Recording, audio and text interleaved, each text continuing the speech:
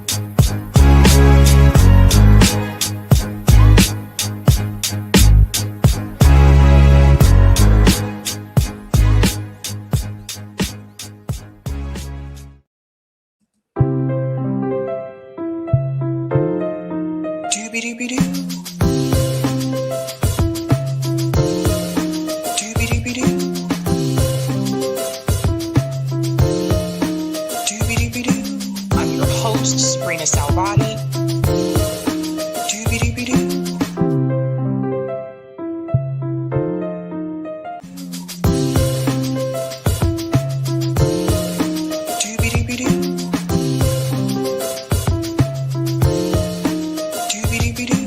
I'm your host, sabrinasalvati.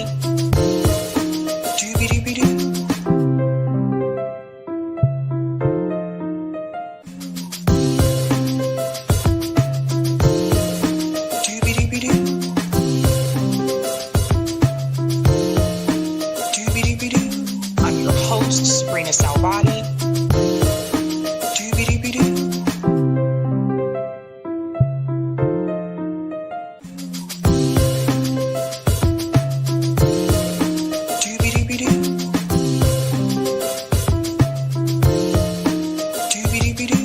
I'm your host, sabrinasalvati.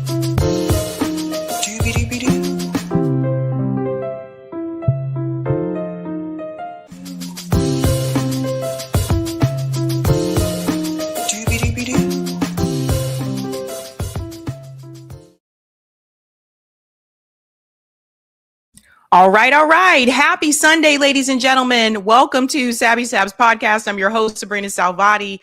Welcome back, guys. Shout out to everyone watching on YouTube, Twitter, and Rumble. Well, hopefully Twitter. There has been a message in StreamYard the past couple of days that says that they're having trouble streaming to Twitter. So I don't know if there's anyone able to see this on Twitter, but if you can, welcome. I don't know if that's going to be fixed or not. But we have so much to discuss tonight, ladies and gentlemen. I will go ahead and let you know. We do have another storm coming here. It is a blizzard this time around. They have gone ahead and decided to call it a blizzard, which means that there are blizzard-like conditions that are predicted.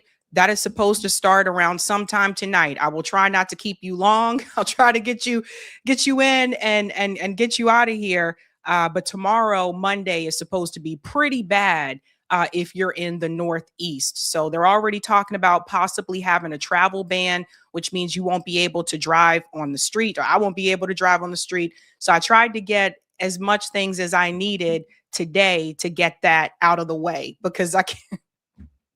I'm like, here we go again. I tell you, I'm done with winter. I'm good. Okay. You'll never hear me complain and say, we didn't really get much snow this winter. I'm good. I'm good on that. Oh my God. But tonight's theme, ladies and gentlemen, is pointing fingers. Yes. Pointing fingers.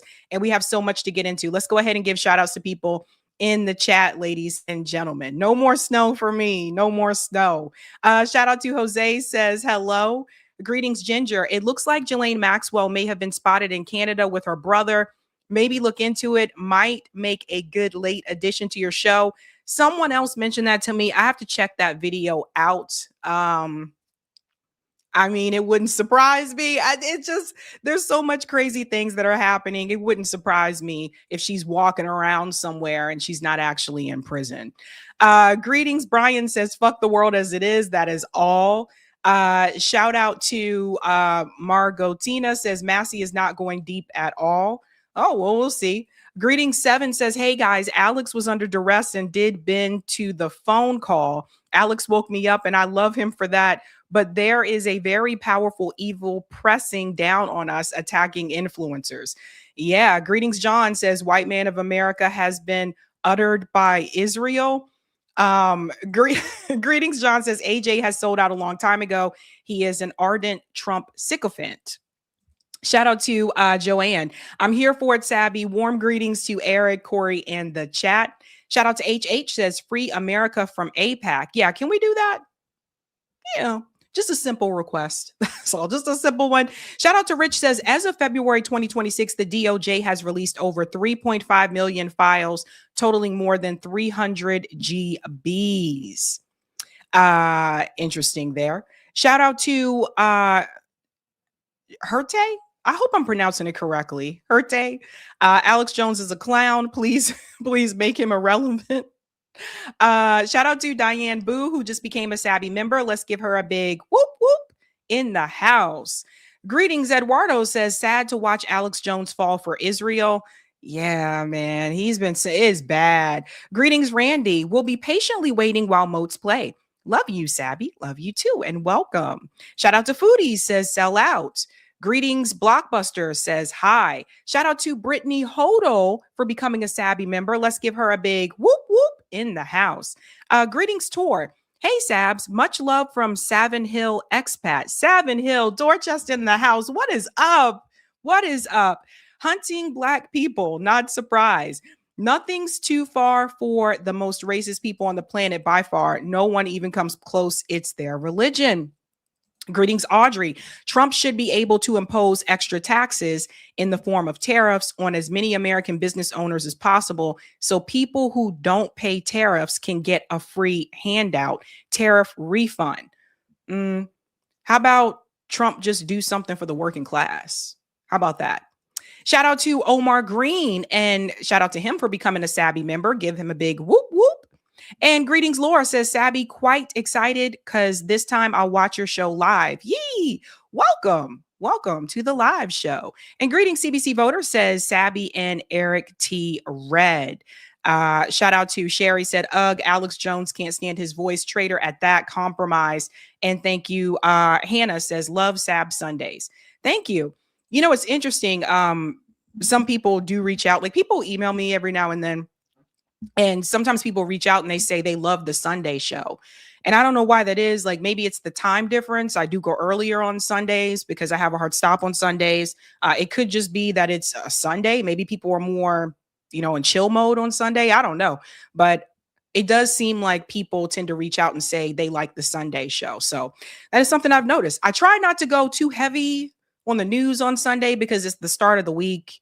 So I try not to have too many heavy stories, but doesn't always work out that way just because the news has been quite heavy lately. And shout out to Cloudness says, salute Sabby Sabs and everyone in the chat, B1 fam. And thank you, Lauren says, Sabby, can you get some V-neck tees in your merch store? V-neck tees. Oh yeah, I could do that. I could look at that. Thank you. I don't know why. For some reason, I don't think about V-necks, and I probably should in that way. All right. So tonight's theme is pointing fingers. Who are they pointing fingers at? Let's go ahead and give a shout out to everyone who is a Sabby patron. Thank you guys so much for your support. Really do appreciate you around here, fam. If you're interested in becoming a Sabby patron, I have 5 categories here. Ultimate, Sabinators. Don't forget about the Sabsters. We also have a group called Sabbies. That's the most popular group. Everybody loves the Sabby group for some reason, but we love them all. And of course, we also have a group called Members. All of their names are listed here, and you can also see their names scrolling across the bottom of the screen there in the chat. All right. And I want to give a shout out to new Sabby patrons. We call them newbies. Let's give it up for Calandra Jackson, JF, and Starlight. Welcome, welcome, and thank you all. Let's get popping. Let's go ahead and get into it, ladies and gents. If you haven't had a chance to do so, do me one solid and smash that like button. Thank you. And if you're new, don't forget to like, sub, and share, just like a Care Bear.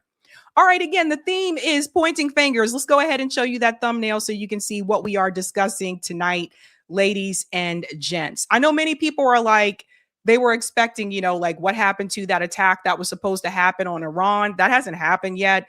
There are some people saying that it may happen on Monday or Tuesday. Let's just keep our fingers crossed and hope that it doesn't happen at all. That's what I say. Let's hope that does not happen. But tonight, we are discussing Alex Jones blames Thomas Massie. It's a funny picture. But Alex Jones is pretty heated right now when it comes to these Epstein files, and he is now calling out Thomas Massie. So we're going to get into that and show you what he is accusing Thomas Massie of not doing. And Thomas Massie did respond to him, a rather lengthy response. So we're going to get into all of that, folks. It's really interesting. Like everybody should be pointing their fingers at the Epstein class, right? We're also going to discuss Whitney Webb. I finally got a chance to sit down and watch that full interview of Whitney Webb. This is the most recent one of her on Redacted. There's a couple of things that she said that we need to talk about when it comes to Epstein. That, again, this goes far beyond the trafficking. This is not just someone that was trafficking people. We're talking about someone that was attached to a global criminal network. And we really have to look at the big picture here. We're also going to discuss, you guys told me to look into it, so I did, Donald Trump's order about food chemicals. So I looked into this story and I said, oh, yes, we do have to talk about this. Again, what are they putting in your food? What are they putting in our food? What did Donald Trump just pass that should not be passed? And we're also going to talk about, where does RFK Jr. fit in all of this? Because he's the Maha person, right? Make America healthy again. Is he siding with Trump on this? We'll get into it. We're also going to discuss, if you haven't heard about this, ever since those files dropped, more people have been pointing fingers at Jay-Z, and there's now more information that is coming out allegedly about Jay-Z, and it has to do with Africa. So we'll get into all of that. And last but not least, Mayor Michelle Wu, someone who you need to keep your eye on. She is the mayor of Boston, which is right near me. And I think that people are kind of not really paying attention to her. And I want to use an example to show you, this is someone that is on their way to becoming one of those rising stars in the Democratic Party. And she's been fooling a lot of people. So we're going to get into that tonight as well. So let's go ahead and get started, shall we? Again, the theme is pointing fingers, pointing fingers. Let's go ahead and get into this first story here about Mayor Michelle Wu. Everybody by now has probably seen AOC's performance at the Munich conference. Everybody has been calling this out, right? Like, she was not good on foreign policy. I don't think that really was a strong area of hers to begin with anyway, but she kind of like embarrassed herself here on the stage for people to see it. And a lot of people talked about it. Even, breaking points, even Crystal Ball came after AOC for this, someone who has supported AOC. But what I found out recently is that because there was so much attention on AOC, there was someone else there that was present.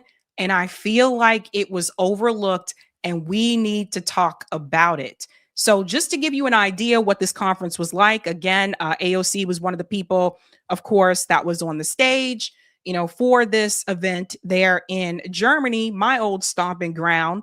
And I just want to show you something she said here about Venezuela. I think that made people go, oh my God, what is she talking about?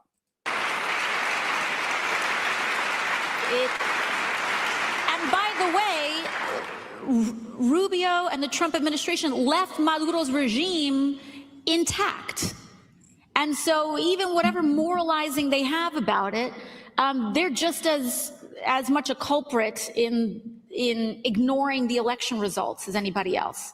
But also, you know, we have to understand that when they come for one, they come for us all. So one thing I want to point out here that I think is really important is that when she says that Marco Rubio and Donald Trump left Maduro's regime intact, she's basically saying that was that's a bad thing, and that there should have been regime change.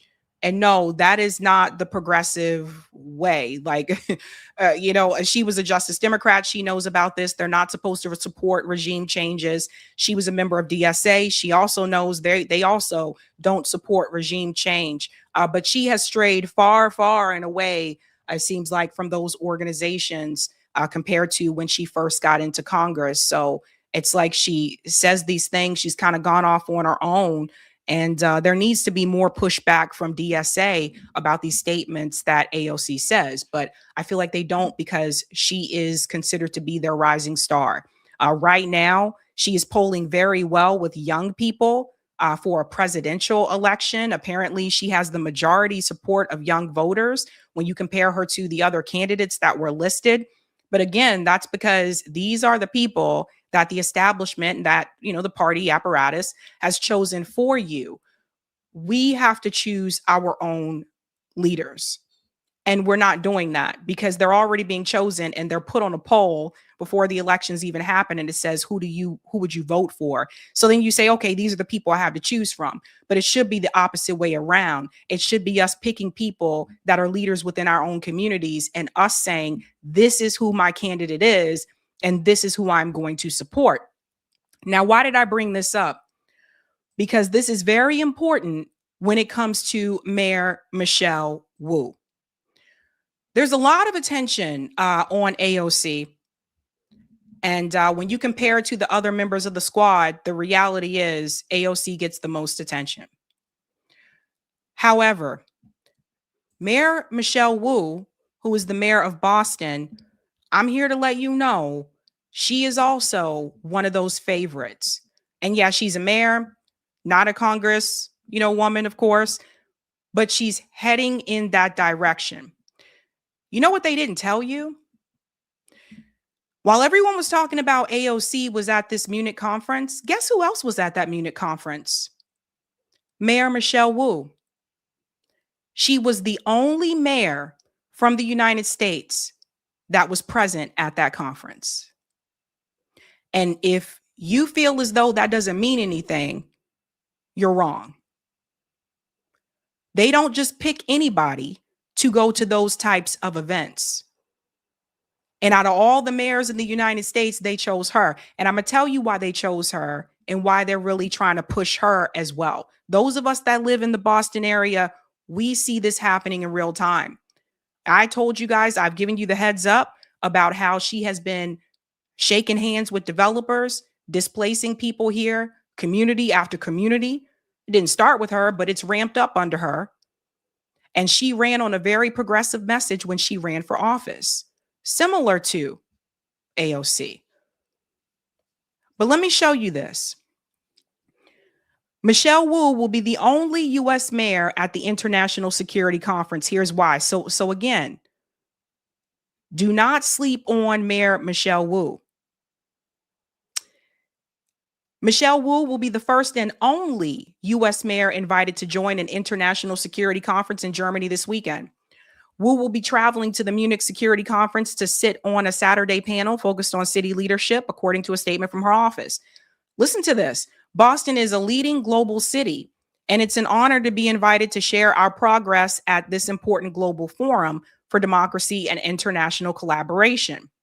Our city is known around the world as a beacon for freedom, and I look forward to connecting with leaders in government, business, education, and more to encourage greater investment in Boston and partnership for our shared future.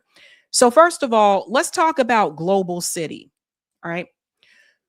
Yeah, Boston is a hub. That's what they call us, the hub. There are a lot of people here, like because of the universities that are in the area, whether it's Harvard, MIT, Boston University, Northeastern University, etc. It attracts a lot of people to this city, right? But along the way, what has happened is that Boston is getting further and further away from that blue collar working class city that many of you see portrayed in Hollywood. This is becoming a city for those who have money. And if you don't have money, it's not easy for you here anymore. That's the reality.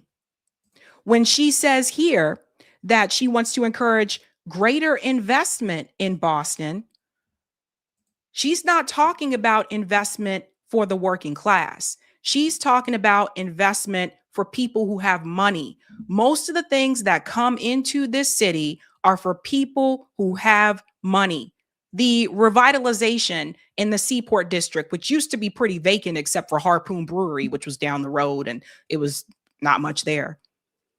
All that investment that went into Seaport are businesses that are expensive. These are things for people that have money. So if you are lower income, you're less likely to go to the Seaport District to go to those businesses, not because you don't want to, but because you can't afford to. All you continue to see is luxury condos, another fancy movie theater, another arcade place. The arcade places are pretty cool and nice, but they're expensive. Everything there is expensive. Same thing is happening in some of the, more lower income neighborhoods like Roxbury. I told you guys about this before. Roxbury is one of the poorest neighborhoods in Boston. They continue to build these luxury apartments and so-called affordable housing that nobody can even afford. A lot of those affordable housing buildings are vacant because people can't afford it. Affordable is not, you need to make $100,000 a year. That's not affordable. At least not to me, right? So she's on that train of this whole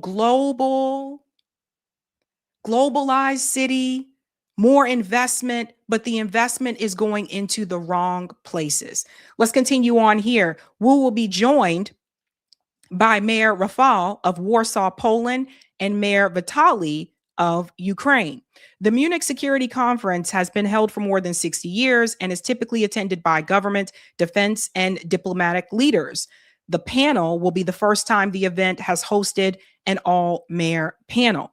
She was the one that was chosen from the U.S. And I want to say something else. All this talk about Zoran Mandami, he wasn't chosen to go there. They chose her. Goes on to say here, at the conference, Wu is expected to announce that Boston has joined the Pact of Free Cities, a network of mayors determined to stand up for progressive values and fight against nationalistic populism. You hear this? Populism. Travel costs for Wu and 2 staff members were covered by the event organizers. The Pact of Free Cities.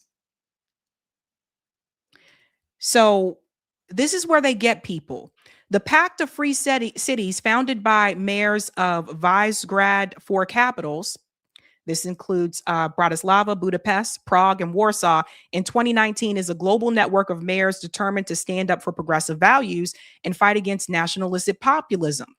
But when you're standing up for progressive values, that means that you're implementing policies that are going to benefit the working class. You're not implementing policies that benefit the rich. This takeover of White Stadium, which she co-signed with these 4 women, those 4 business partners, that project is now over $140 million, and that's on the taxpayers. Is that progressive? No. Took away a stadium from a Black neighborhood, a stadium that was public in a public park that Boston Public Schools utilized for football games, for track meets. Now they ain't got nowhere to run. Now they don't have nowhere to play football. All because 4 women came to you and said, we want to buy this stadium because we want to bring a U.S. women's soccer team to Boston. As if Boston needs any more sports teams. And one of the things I've paid very close attention to is that the reason why you hear people say, well, Boston is the sports town, Boston is a college town, Boston focuses on all these things, is because as long as you're paying attention to how many Super Bowls the Patriots won, how many times the Red Sox are going to the playoffs, how many times the Celtics are going to the playoffs, as long as you're paying attention to all these things and the revolution, I won't forget about you guys as well. You're not focused on the fact that the poverty line in Boston is abysmal.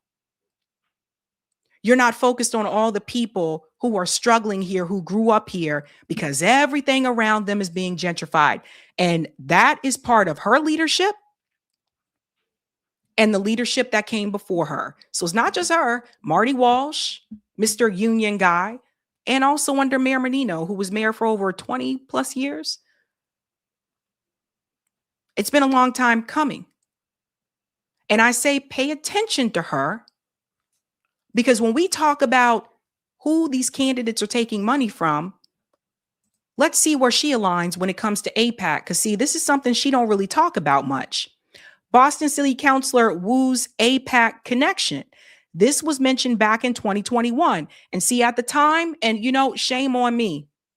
At the time, I was not paying attention to this. And that's on me. She ran a progressive message when she was running for mayor. I didn't look into all of this, but these things are resurfacing. Did executives of foundation of a former AIPAC deputy director in New England give $3,000 to Councilor Wu's campaign committee in 2021? So I'm trying to tell you, Mayor Wu is very pro-Israel, for those who don't know. She's been confronted about it multiple times. It was actually Jewish Voices for Peace that discovered this bit of information. So let's get into it.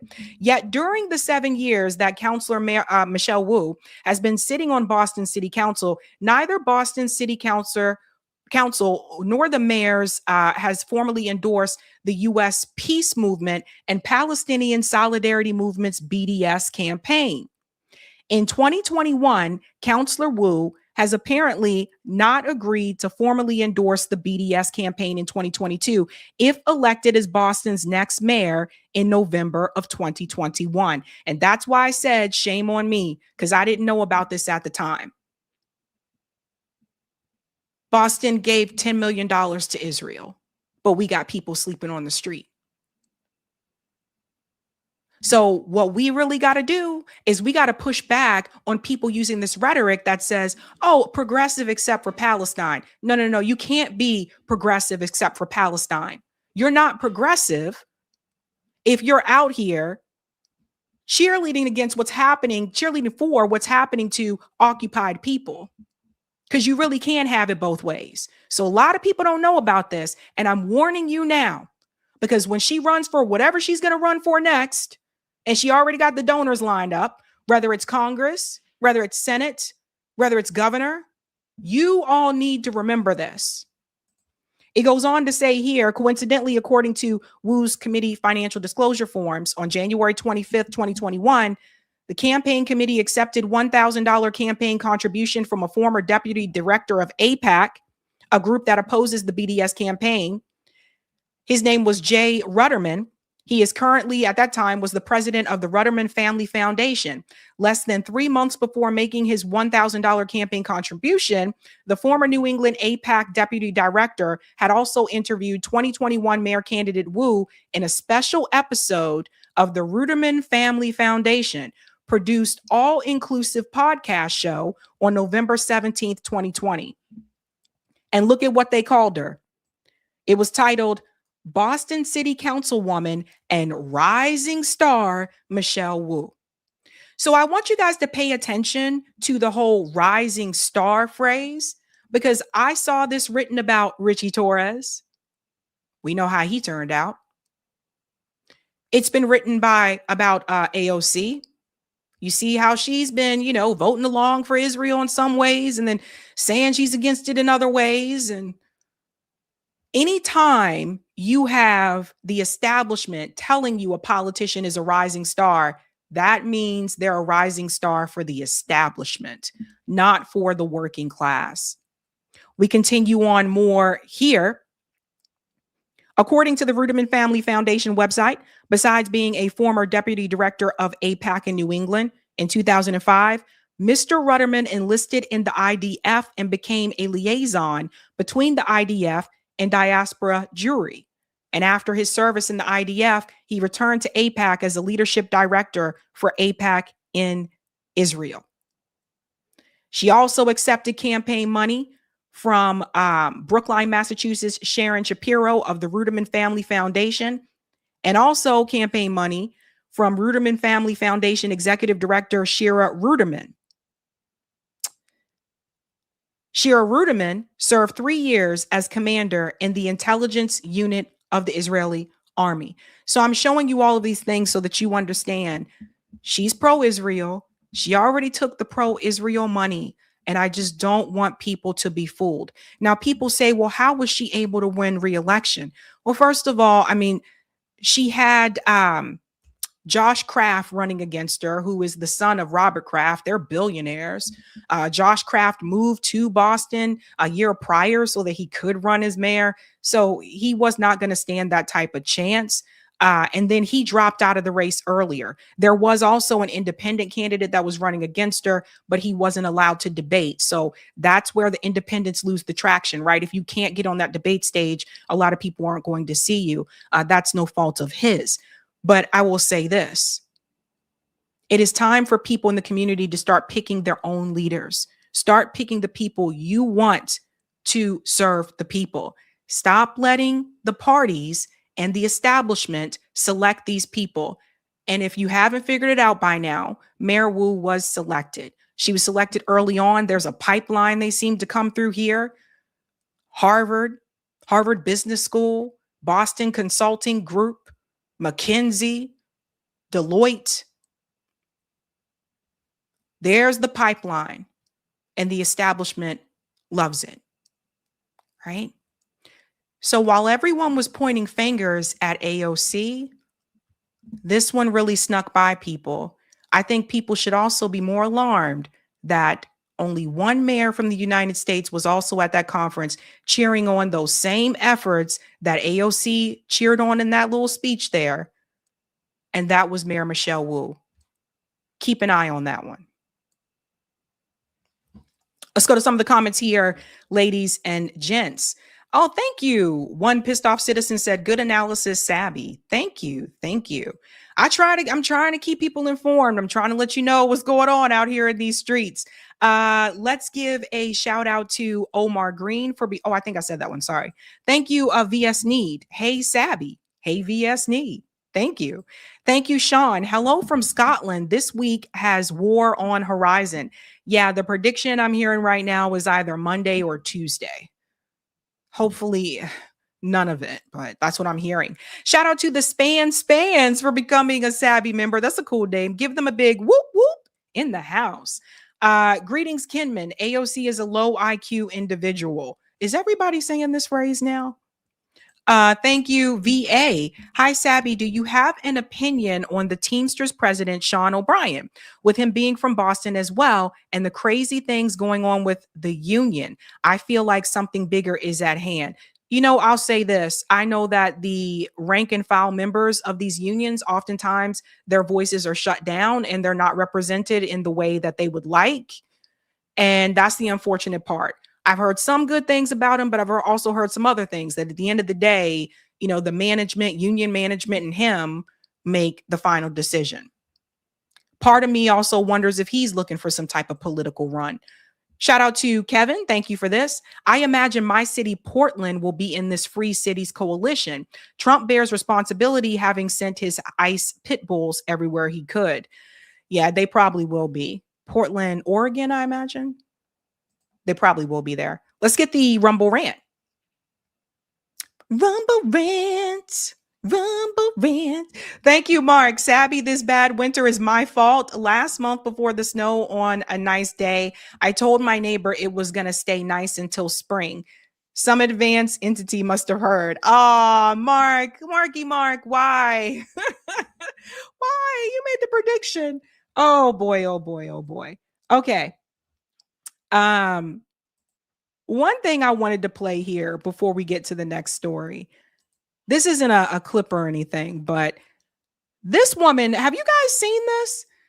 Annabelle Mendoza called out Democratic rivals during the congressional debate for taking pro-Israel money. I thought this was pretty funny. Check this out. I'll never take a single penny from corporate PACs or APACs, not now, not ever. But I want to be very clear that there are candidates up here who are bought and sold. Melissa Conyers-Ervin is one of them. And I'll tell you right now, Melissa, you should resign from your post because you have been a horrible city treasurer. And on top of that, you also take APAC money, and you are not here to represent the interests of the people that are right before you. In addition to that, Jason Friedman didn't have the courage to show up. Guess what? He's getting APAC aligned money as well.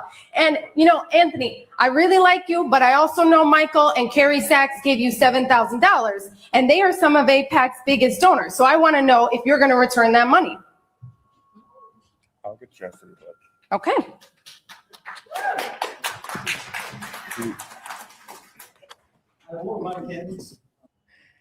Yeah, so that's what needs to happen. Her name is, I guess give her a shout out. Her name is Annabelle Mendoza.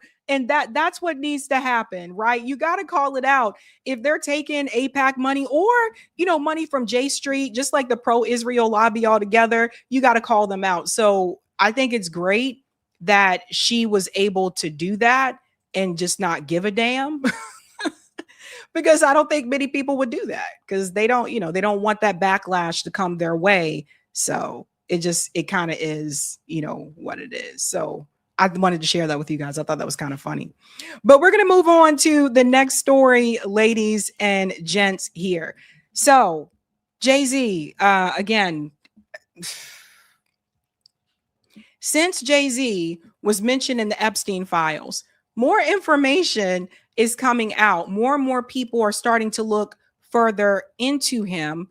And now there is a video going around accusing Jay-Z of allegedly participating in some type of trafficking in Africa, in particular, Nigeria. Let's go ahead and get into it. I told you guys, once that stuff got out there, people were going to start to look further and further. Shout out to Keeping Culture Alive, who shared this. Audio of victim is attached as she details Jay-Z's alleged hand in Epstein's network. A Nigerian woman has come forward to accuse Jay-Z, the husband of Beyonce and the owner of Roc Nation, of sex trafficking many people she knows alongside Jeffrey Epstein. She says she witnessed firsthand these crimes taking place in her country, as it has also happened to her. She says Nigerian politicians, media, and law enforcement are paid off, and she said she barely escaped with her life. Why is this story being swept under the rug with the rest of the victims accusing Mr. Carter of sex crimes? Okay, let's get into it, guys. Fucking hell, guys. In newly surfaced footage, an Epstein victim testifies that Jay-Z allegedly ran child safaris in Africa. Fucking hell. For Jeffrey Epstein's VIP associates and the global elite. I'm a mother, a widow, and a survivor who's dedicated my life to helping other victims here in Nigeria. I speak plainly because the truth can't hide behind fancy words anymore. The American music star everyone treats like a god, Jay-Z, is no hero. He's a predator. He's been coming to Nigeria for years. First with Jeffrey Epstein on those private jets. Stop. According to this woman, she alleges, and we have to say allege because maybe they're trying to sue people. She alleges that Jay-Z has been coming to Nigeria for years, and that he also came with Jeffrey Epstein. Oh boy. Then alone, then with other celebrities, actors, singers, billionaires. They don't come for music, charity, or culture. They come to haunt children. They come to hunt children, allegedly. What were we just talking about, ladies and gentlemen? Didn't we just talk about this last live stream about those documents in the Epstein files that alluded to Jeffrey Epstein hunting Black people? Now you have a Nigerian woman saying that Jay-Z and Epstein allegedly came there to Nigeria with other celebrities and they were hunting children. Child safaris. What if foreigners pay big money to chase our children through the bush like animals? They shoot for fun. When the hunt ends, the real evil starts. Satanic rituals, blood ceremonies, bodies used in depraved ways I can't bring myself to repeat. They celebrate it all, toasting like it's a game. In Nigeria, these men are feared. Their names shuts people up. Politicians take bribes and look away. Police vanish when the convoys arrive. No one speaks out openly. I know this because I survived it myself. Years ago, my brother and I were taken by Epstein and his friend Bono during one of their visits here. We were used, abused, and barely escaped with our lives. The trauma never fully leaves, but it turned me into someone who fights back. Now I help other victims. I listen to their stories, connect them to safe places, and keep records of what's happening. My friend's daughter, Temi, she was only 14, doing well at high school, so full of hope. One evening, she didn't come home from school. Days of agony for her family. Then one morning, she was dumped at their gate, alive but shattered, scars on her body, emptiness in her eyes. She described the estates being haunted, the children who didn't survive the rituals. So, bringing up rituals and things like that again, she said that she was also a victim.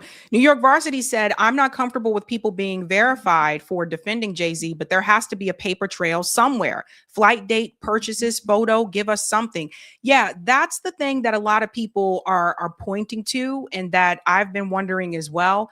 Yeah, there has to be a paper trail somewhere. You're going to hear from another person too, which this incident was reported a couple of years ago, but according to her, I guess it was also swept under the rug. But this just goes back to those emails I was pointing to in the Epstein files where he was talking about he was hunting ends and all that stuff. Like, this is just, it's crazy. It's wild. But too many things have come out about Jay-Z and other celebrities, which what was kind of interesting to me about this is you don't hear the names of the other people. Some people wonder, they said, is it AI? Is it real? I don't know. I don't know. But allegedly, this is what is being said. We'll go on a little bit more here, and then I want you to hear from the other woman who came forward a couple years ago and is now gaining traction again. They released her as a warning to increase our fear. They are saying, we can take anyone anytime. Most who are taken never return. They're trafficked out, sold across borders, used for organs or worse. People call our traditions savage, primitive. But these rich foreigners, they hunt children for sport and drink blood in their rituals. That's not civilization. So what she alleges is that they've been hunting people there for sport and drink blood as a part of those rituals, allegedly. Now, again, I pointed to Squid Game. A lot of you probably saw that show. And I told you when I was watching Squid Game, I thought to myself, what if that is real? What if there is some island somewhere in the middle of nowhere and a bunch of rich people or the Epstein class? What if they are doing something like that, where they have people play these games and they say, if you win, you get all this money. But if they don't tell you at first, but if you lose, they basically kill you. With everything we've seen with Epstein files, we don't know for sure, but what if that is actually real? And then there was this woman who came forward a while back Shaquilla Williams versus Rock Nation LLC, Jeffrey Epstein, Beyonce, Tyler Perry, Disney, and others. In the paperwork, she lays out an alleged nefarious global network of individuals, including those named who sex trafficked, and abused her. This was filed in October of July 2025, as another identical case was filed in 2021, once again swept under the rug, and the public was told it was a conspiracy theory. So this woman here, her name is Shaquilla Williams. Again, apparently this was filed in July of 2025.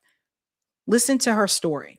Meghan Markle, Prince Harry, Kim Kardashian, Tyler Perry, Jeffrey Epstein, Disney, and...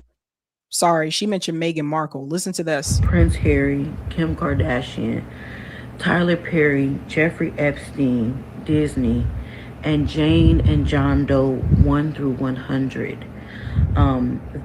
That represents a lot of the celebrities that I did not name. However, they are a part of this complaint, and it also represents various government actors, including the CIA and other agencies that facilitated my targeting.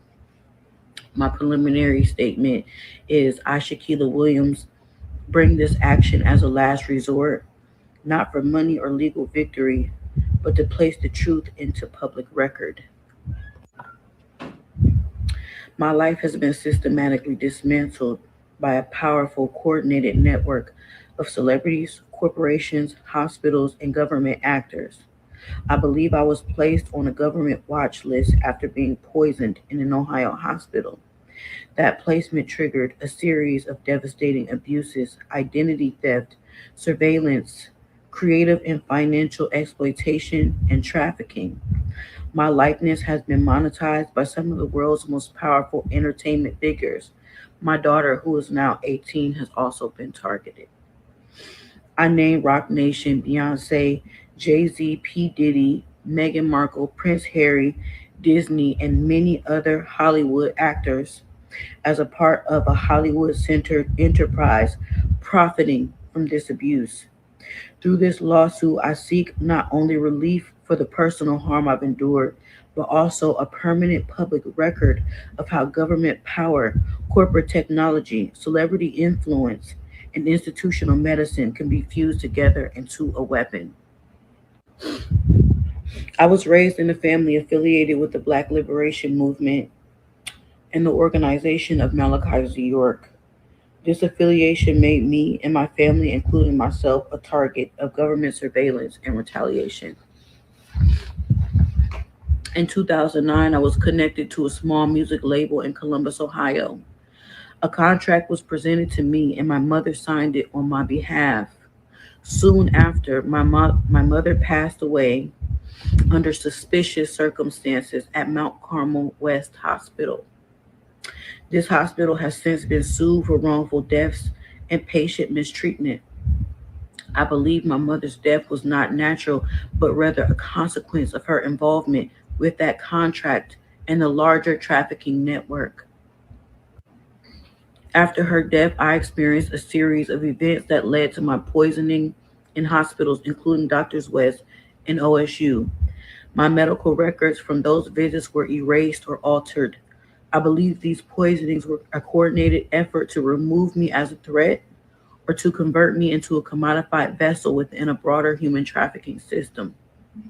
It is my belief that the hospitals were alerted ahead of my arrival and that the medical staff were instructed not to provide proper care. Each time I sought medical attention for symptoms of poisoning, I was either told that nothing was wrong with me or denied the necessary tests that would have confirmed what was happening to me. Yeah, people are asking, like, how do we know she's telling the truth? We don't. That's why I say it's alleged. Deidre said, Sabby, all of this has been debunked. Who debunked it? Because I remember people saying they debunked some of the Epstein stuff too, but then when those files were released, that wasn't the case. We're going to go on here a little bit more. Though I cannot prove how such a program works, this is what I believe based on my experience. Jeffrey Epstein, a financier and trafficker connected to Les Wexner, has extensive ties to the Columbus, Ohio medical system. Wexner, a major funder of local healthcare institutions, including those linked to Doctors West Hospital, indirectly facilitated a network that enabled my poisoning. I believe Epstein's influence extended through Wexner's financial control of hospitals where my records were altered and my poisoning was carried out. Let me pause here. So Leslie Wexner, one thing I did want to tell you guys, I forgot to mention this before, he had donated to hospitals in Ohio. There was also some connection between him and the gynecology department at one of these medical facilities. So more and more of this information has been coming out. So Leslie Wexner wasn't just someone who gave Jeffrey Epstein power of attorney and was friends with him, despite what he says. Yes, he was friends with Jeffrey Epstein. They weren't just like business partners. They were also friends, which it says in the Epstein files where you see him call Jeffrey Epstein his friend. But the thing is, he donated money to a lot of different businesses. And one of the things that there's been a lot of, I would say, hoopla about around Leslie Wexner is that these donations that he donated to Ohio State, people still have issue with the fact that his name is on the building and they've called for that to be removed, etc. So I'm listening to what she's saying here, and the Leslie Wexner part and the donations there with the hospitals and Epstein, that makes sense to me. Let's continue on a little bit more. I believe I was placed on a government watch list and labeled a Black identity extremist.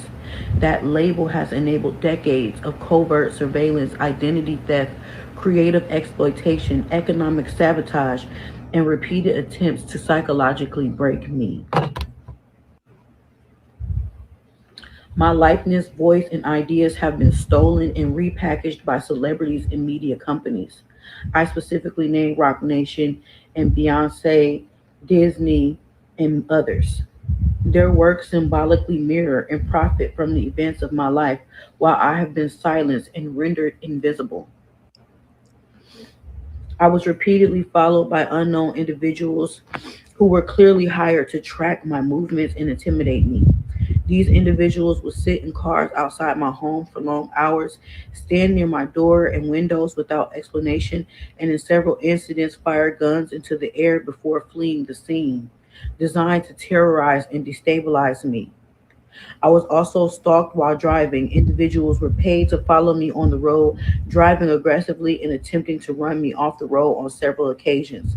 These dangerous acts were intended to intimidate, create constant fear, and potentially cause harm or force me into an accident. The stalking was persistent and highly coordinated. Police departments were also involved in the stalking. Officers in marked vehicles would aggressively follow me both on and off the road while I was walking or going about my daily activities. They would frequently turn on their lights and sirens directly behind me, only to drive off moments later. Police cruisers will also park outside of my home, flashing their lights into my apartments. These tactics were designed to create fear, instability, and the constant feeling of being watched and threatened. On numerous occasions, my vehicle was broken into or tampered with. These break-ins were not random. They were strategically timed to prevent me from leaving home, working, or attending important appointments. They represent a pattern of sabotage used to keep me isolated and financially dependent. So what I thought was interesting about this is that these are tactics that we've seen before. Someone mentioned Corey Feldman earlier in the chat. Remember, Corey Feldman was talking about the ways that they were moving in the entertainment business to try to keep people silent from coming out about what was happening to them and what they were doing to those kids. That's something to think about. Another common misconception is that people say, well, the girls that were trafficked under Epstein it was only white girls. Actually, that's not true. Going through the Epstein files, you will see there was also girls from other Latin American countries and also biracial girls, which is also mentioned in the files as well. So you have to look a little bit deeper. I've gone through a number of those files where the majority white girls, it looks like yes, to be the case, but all of them weren't. And so when I hear people say things like that person was debunked, this person said da da da, who debunked it though?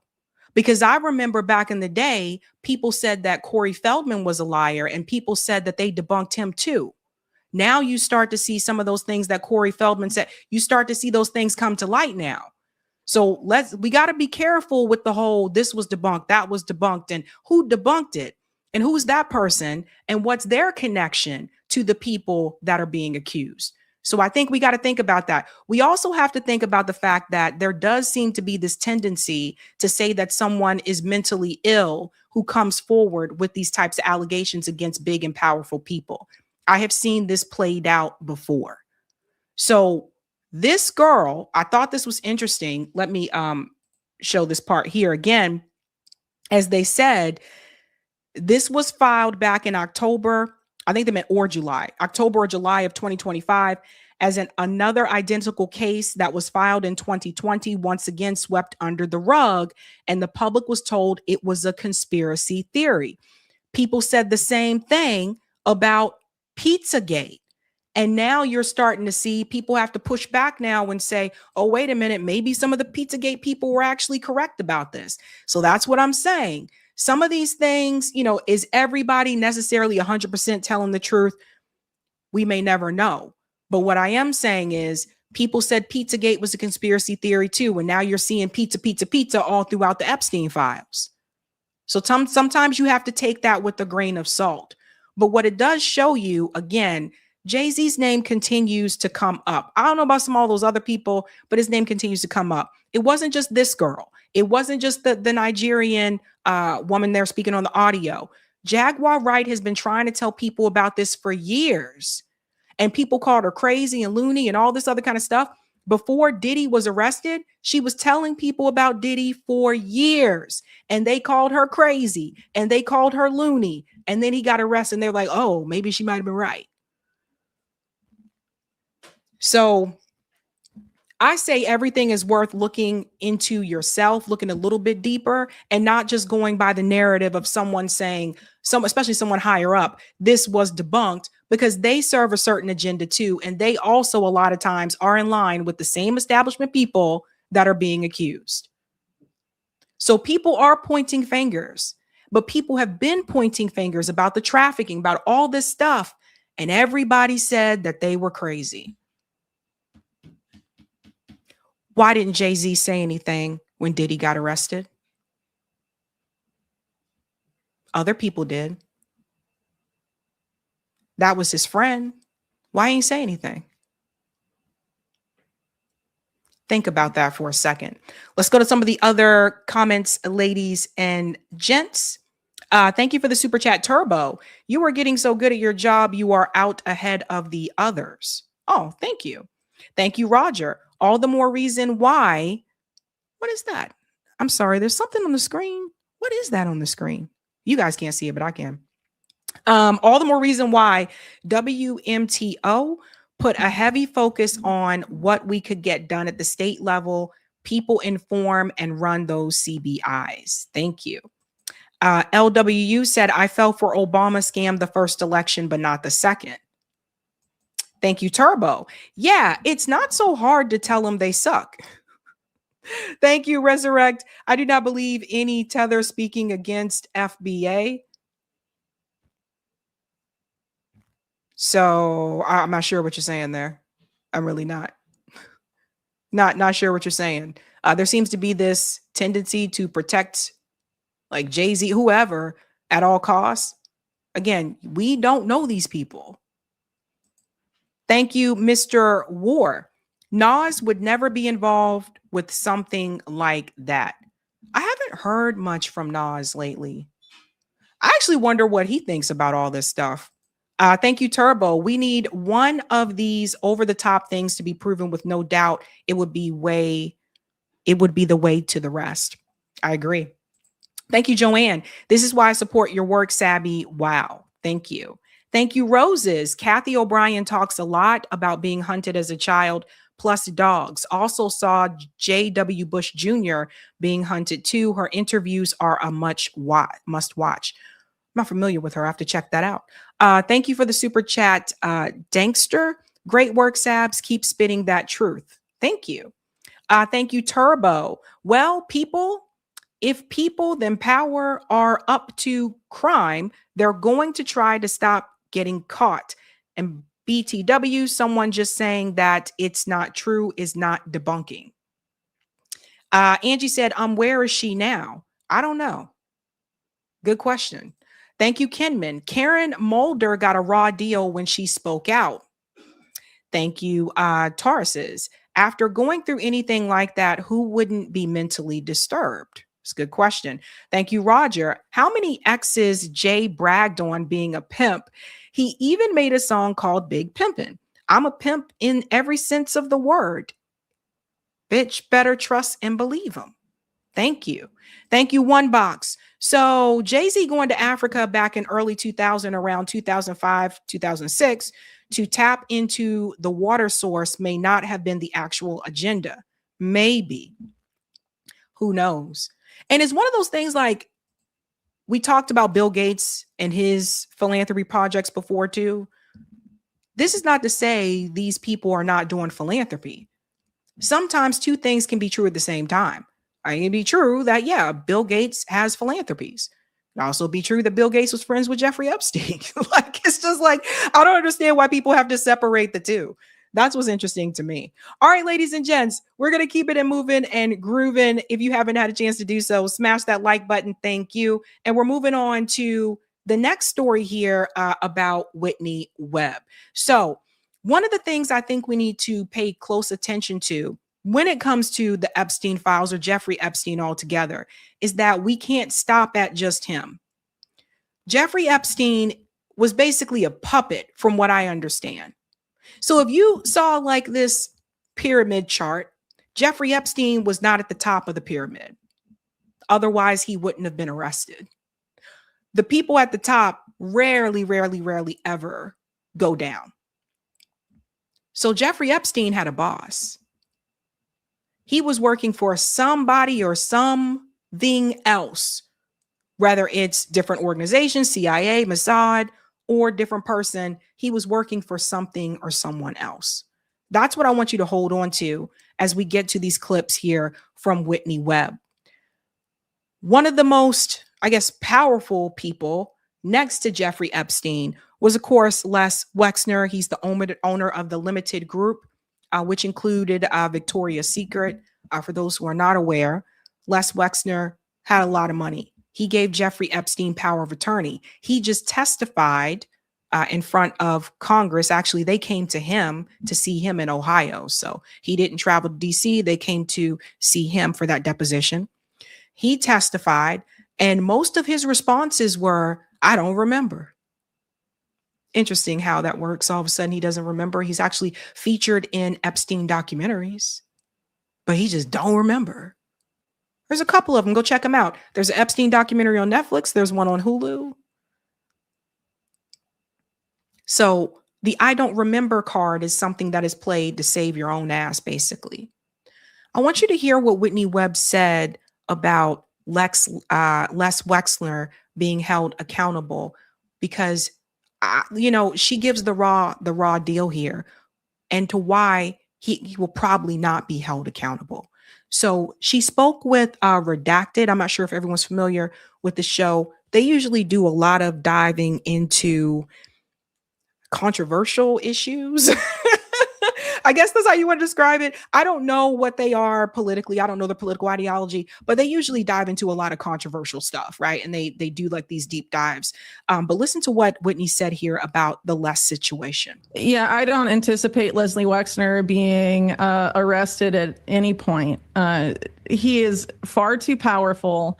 And his money is everywhere. And honestly, he has extremely deep ties to numerous officials in the Israeli government through his philanthropies. He focused pretty much the bulk of the Wexner Foundation on training up prominent figures, first in the U.S. And the Jewish community in particular. And now those Wexner fellows, essentially run AIPAC. It has an extremely close relationship with AIPAC. Obviously, one of the most powerful lobbying groups in the United States. And we have to pause right there. That's the part I think many people did not know. So what's important to hold on to here is that she said he has his money in a lot of different places. Big red flag there, right? So what it means is that if you go after one entity, one organization where he has invested his money, that doesn't knock him out because he has money invested in so many other different places. So it almost seems like this is what I was saying before. Like if a billionaire like Les Wexner has invested in hospitals and let's say maybe has invested in, I don't know, Limited Group, right? So if you say, we need to strike against Les Wexner, everyone boycott Victoria's Secret. All right, cool. But then you also got to boycott Bath and Body Works, which I think is also still a part of Limited Group. I have to double check that. There was also a store called The Limited, which I think also may have been a part of Limited Group. But then you got to boycott all of them too, right? But then he has his money in so many different buckets. It's hard to take someone like that down. And this is the reality. And people wonder, how do these people continue to grow and thrive when people are boycotting against them? Because they have money in so many different buckets. He's well connected to the AIPAC piece. Les Wexner is invested in AIPAC, the most powerful pro-Israel lobby in the United States, alongside Kufi, I would say. He's been funding his own interest. So when people wonder, where does AIPAC get all this money from? One of the people that's been donating to them is Les Wexner. And he's loaded. So when people say again, well, we got to boycott AIPAC, we got to take AIPAC down. In order to take AIPAC down, you got to stop AIPAC from getting money. That's why I tell you guys, it always goes back to the money. So we need some type of law or rule in place that would prevent individual people from being able to donate money to a lobby interest group.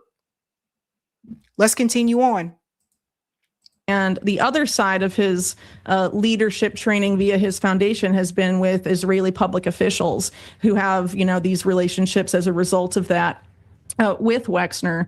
And I doubt, given, AIPAC's influence, as well as, what you touched on earlier with Israel's role with Epstein, it just does not seem particularly likely in any capacity. And I would also refer to the fact that one of the things that will never be investigated is the role of Epstein and also Wexner in this scandal that was covered up in the mid-1990s under the Clinton administration. That's remembered today as Chinagate, but was obviously a lot larger than that. It was a smuggling operation that utilized Southern Air Transport, which you'll remember as the CIA front that was used to smuggle drugs and weapons during the Iran-Contra era. After the Iran-Contra era, the Iran-Contra crowd utilized the same network again to facilitate Chinagate, and they used Southern Air Transport, which came into direct connection to be dominant in that same period of time, was dominated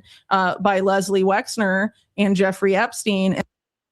And now we're seeing, we knew that Bill Clinton obviously had connections with Jeffrey Epstein. Now we're seeing Les Wexner also had some type of financial ties and connection to both of the Clintons, to Bill Clinton and to Hillary Clinton. So you see what I'm saying? You see how these people, these billionaires, the Epstein class, you see how they don't have this partisan line? You see how they're not like, I am not going to work with someone who's a part of this political party. You see how they do that? Because they have class solidarity. Money talks. The one thing they all have in common is that they want to protect their wealth, even if that means taking from yours or your potential wealth. And they had it relocated not that far from New Albany, Ohio, just to run their cargo, ostensibly for the Limited. from the Rickenbacker Airport in Ohio to Hong Kong. And people like Ohio's Inspector General called it the Mayor Lansky route because he argued they were affiliated with the mob. And Columbus PD, just a few years prior, had produced a document linking Leslie Wexner to the mob and his network in the murder of the lawyer for the Limited, Arthur Shapiro. Global criminal network. Leslie Wexner having ties to the mob. And in that document, they detailed extensive ties of Wexner to organized crime affiliates. And as I noted in my book, citing Catherine Austin Fitts, she was at an event and overheard a government official say that Leslie Wexner was one of the main launderers for organized crime cash flows in the United States. And this is something, as I've detailed in my book, that Epstein was very involved with this network that involves organized crime and intelligence, specifically in allowing them to illicitly move funds and in money laundering. And so, arguably Epstein was a front for that for Leslie Wexner. And this is stuff that they absolutely will they just can't touch with a 10-foot pole without massive reverberations, for the national security state of the U.S., which has been beholden to this, shadow government of sorts in which Epstein operated, but he was a middleman for it. Puppet. So again, Jeffrey Epstein, not at the top of the pyramid. As Whitney says, he was a middleman for it. And you see Les Wexner having mob ties. It's so funny. You'll see all these documentaries that are on Netflix that talks about the takedown of the 5 families, the takedown of the Philly mob, the takedown of the da-da-da. The mob is still alive and well. You just don't hear about them anymore. And that makes it even more dangerous. So that's another reason why they won't hold someone like Les Wexner accountable. He was not the head of it. And so until there's an investigation into the people behind Epstein, including Wexner, and justice there, I think most of what we're going to end up seeing is going to be superficial, and maybe more will be admitted or discovered in these Epstein files, but don't expect the government to necessarily do anything about it. Right. That's the unfortunate part, right? And it can be kind of like dark to hear that, but the reality is Whitney's not trying to gaslight the people. She's letting you know, don't expect the government to go after these powerful people that have mob connections, etc. So Les Wexner, he shows up and he says, I don't remember. He knows that he is protected. And that brings me to the Clintons, because another thing that she talked about here was the Clinton Foundation, which I think we've mentioned on the show before. Just because something is called blah foundation, yeah, that's a philanthropy, which two things can be true at the same time. Yes, they have a philanthropy, they're doing this good with it, but that also doesn't mean that there isn't some bad that's done along with that as well. I always question all these abundance of philanthropies all of a sudden, like, oh, my philanthropy and give to my foundation and give to my this, so we all know that criminal ties go beyond political party. And the wealthier you are, the more likely you are to get away with any type of criminality. So she dives deep here into the Clinton Foundation, into all of this. Yeah, so the Clinton Foundation, I would argue, was largely set up. Major aspects of it were provably set up by Epstein. That's particularly true for the Clinton Health Access Initiative and a lot of its work in Africa with AIDS, which obviously coincides with a lot of vaccination policy. And at the same time that Clinton set up his foundation, Bill Gates set up his foundation. They collaborate together on those things. And Epstein has also obviously had an interest in these types of networks as well.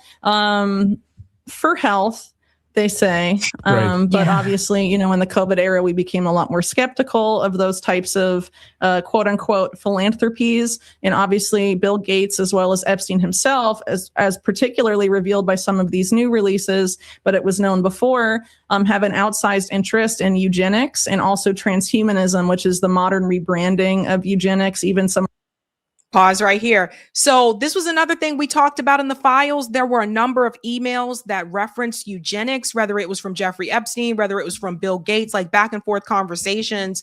Is very real reality. And if you want to look back into some of the history of eugenics, like at least here in the United States, a lot of people don't know this and they're not happy when you bring it up, especially here in the Boston area. But Harvard University used to practice eugenics. The Harvard back in the day is not the Harvard you know of today, but they used to practice that. And this idea didn't disappear. It's still around. So I think Elon kind of like broke the seal open with this when he said, we need white families to have more babies and stuff like that.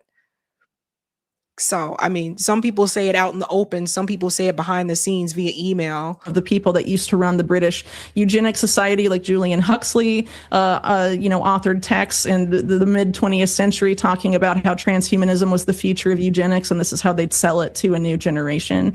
These people are intimately involved with a lot of this stuff.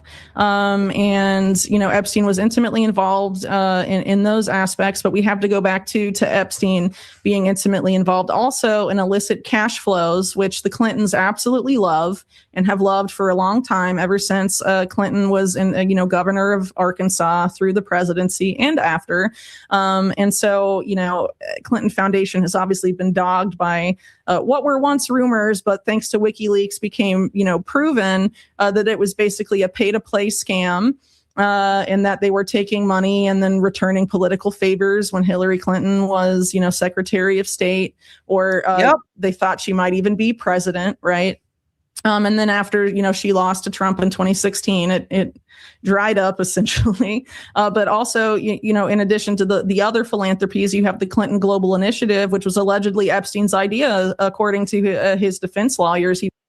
Yikes. So do you see how, so I'm just waiting for when the Clintons testify, I'm just waiting for Bill Clinton to be like, we were just business partners. I didn't really know that guy like that.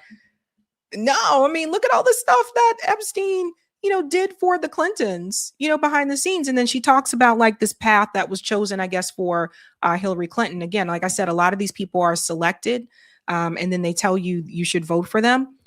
Hillary Clinton was selected for the Senate too. This isn't talked about as much.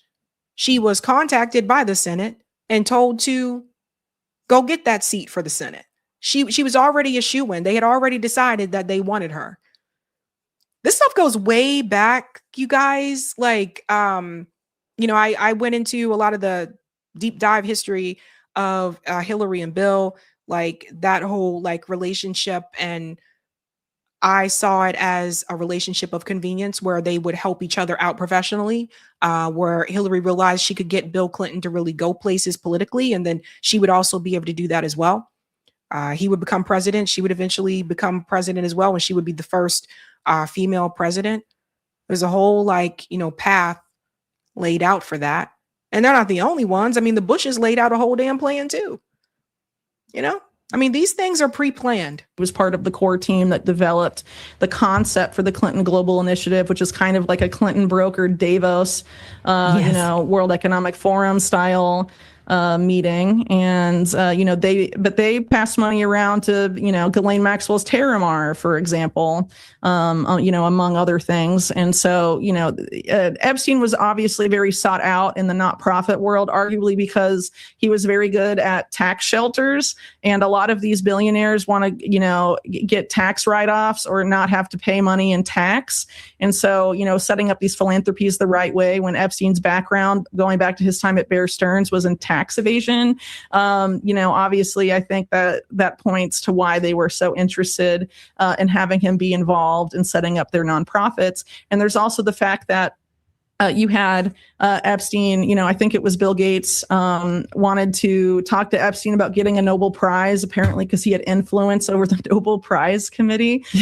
So, I mean, it went even beyond nonprofits. And so a lot of this world that the public has been shown about these do-gooder nonprofits and these do-gooder philanthropists, it's, Epstein was an expert in money laundering. He also became an expert in reputation laundering for these billionaires, most of which are criminals and some of whom are provably connected to organized crime. Gotta be. And that's the ding, ding, ding. Gotta be. Because again, when we talk about how people accumulate wealth, some people inherit that wealth. So some people that are billionaires, they inherit it from their parents. But the ones that were not, you know, people did some things to get that type of money. It's not easy to become a billionaire. It's not easy to become a millionaire either, but it's definitely not easy to become a billionaire. A lot of that is done by exportation and people taking bribes. And as Whitney said, some organized crime as well. So this is why we say Epstein was just a puppet. And by the way, there are other Epsteins. Again, if you picture that pyramid and you look at who is ever at the top, who you envision, whether it's a CIA or Mossad or some other billionaire entity, maybe all of it, and then you see Epstein in the middle as a middleman, usually people have more than one middleman. So I've always believed that there are multiple Epsteins. And so just because they got rid of one of them doesn't mean the other ones aren't still there. Money and power really do run the world. Some people started looking into the Clintons like a long time ago, but it's not just them, right? Let's get into the next part here where she brings up the Rothschilds. So again, if we're talking about who is above Epstein, I think that's really important. We need to focus more on that. But ultimately, you know, what's going on in this case is you have Epstein fronting for a broader network. And so keeping the focus on Epstein, I mean, it's important, obviously, to understand what he was doing, but we have to understand too, and what I've endeavored to show is that he was fronting for a larger group that still very much have their claws over the U.S. government. And obviously the future of the U.S. and much more. And so we should pay attention to that and also not become so distracted by searching for things in the files that we, you know, ignore the fact that, you know, for example, Israel, who is very involved with Epstein and allegedly used contraband and blackmail to manipulate U.S. policy, has been trying for decades to get the U.S. to go to war with Iran on that behalf. That could very well happen. So let's not forget to pay attention to other things and be, you know, fall into get distracted at a time when, you know, the people that Epstein helped serve, among other groups, might be finally getting what they want at a major cost for American lives and money and obviously other civilian lives. I think that's so important that she brought it back to that point, right? That Epstein's job may be done. Again, we don't know if I don't know if Epstein is dead or alive. And I'll stand on that. I don't know. I can't say positively I know that he is. And I don't think a lot of you can either. But anyway, his job is done. But other people are still out there doing those jobs. If they weren't, then you wouldn't still have people being trafficked today. Right. And then on top of that, she brings it back to the geopolitics of it all. The people that Epstein was doing work for, whether it was Ud Barak, whether it was other people in Israel, let's all remember they're still very much running the show on foreign policy. They're still running the show with the Christian churches in America by bringing those pastors over to Israel to send them back to the U.S. to brainwash the congregation. It looks like Israel is getting what they want in so many respects because the U.S. is moving more and more ships over towards Iran. And it has now been declared that they may strike on Monday or Tuesday, per John Kiriakou, who said this recently on someone else's podcast from an insider. So the reality is, we can't get to the point where we're looking at what's in the files, but when we're not looking at what's not in the files, which is the people who are over all of this, those who are still calling the shots. So we have to keep our eyes still open. a little bit more on here. Among other things. I guess there's a lot more I could say too, but ultimately, I think there's a lot more needs to be done in investigating Epstein's activities as it relates to finances. There's a lot of ties to things, various financial crises, efforts to short currencies around the world. He was a known Forex trader. He worked with a lot of currency traders and had connections to them. People like Jimmy Goldsmith, for example.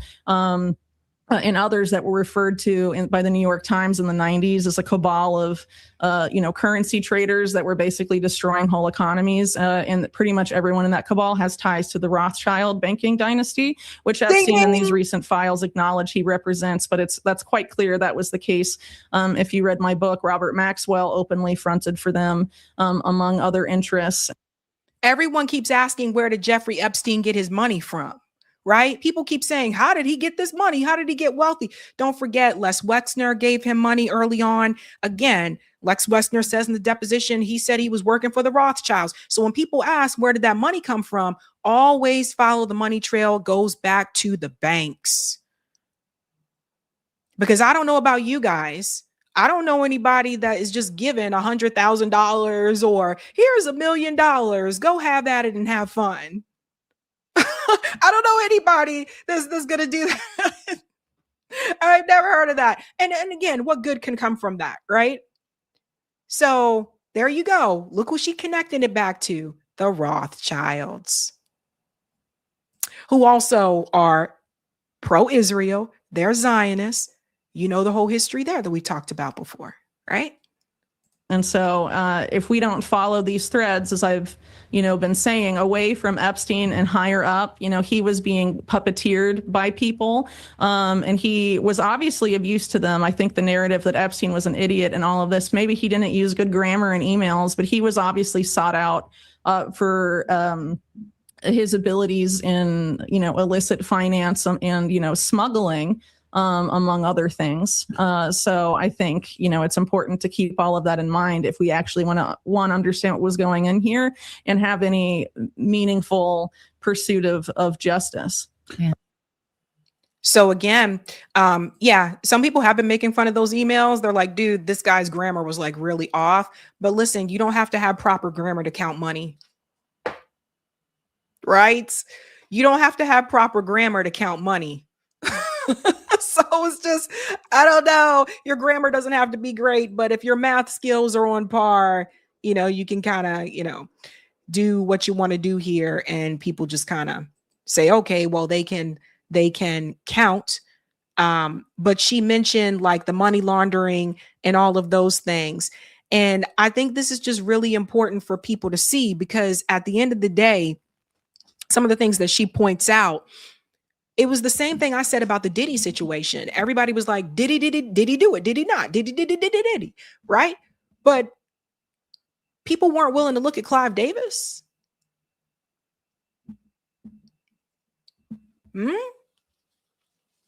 Diddy's boss was Clive Davis. It was just like the buck stopped right at Diddy. Right?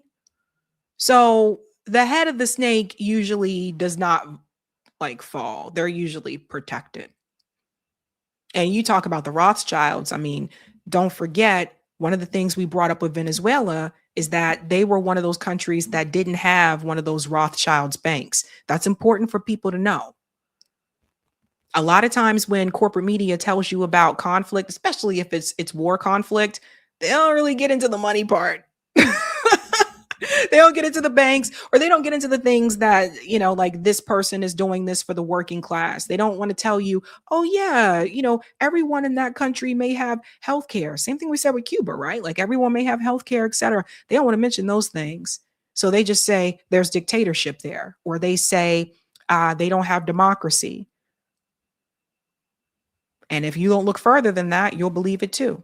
But the point of all this is, and I was telling a friend of mine about this the other day, because she has not seen the files. And I was telling her that the common misconception that people have is that the Epstein files mainly contain information that is about just trafficking. There's information in there about that, but there's also information in there about eugenics, cannibalism, banks, banking, right? Like rituals. Like there's a lot of different things that are in there. And I feel like those pieces that I just told you about, corporate media is not touching at all. Corporate media isn't really talking about like, oh, let's get into the money laundering. Let's get into what everything that Whitney just told you right there. And that's not even half of it. They're not talking about those things. So when she says those things or anyone says it, corporate media will say, well, that person is a conspiracy theorist. But again, like I say, define it, define conspiracy. And what is the conspiracy? Because technically, a conspiracy is anything the establishment says, doesn't go with the approved narrative. I thought that this was funny. It's Sunday. We got to get a kick out of something, right? Someone made this, and you guys have got to see this.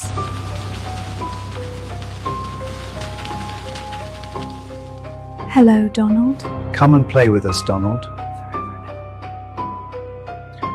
Look, we have a friend for you.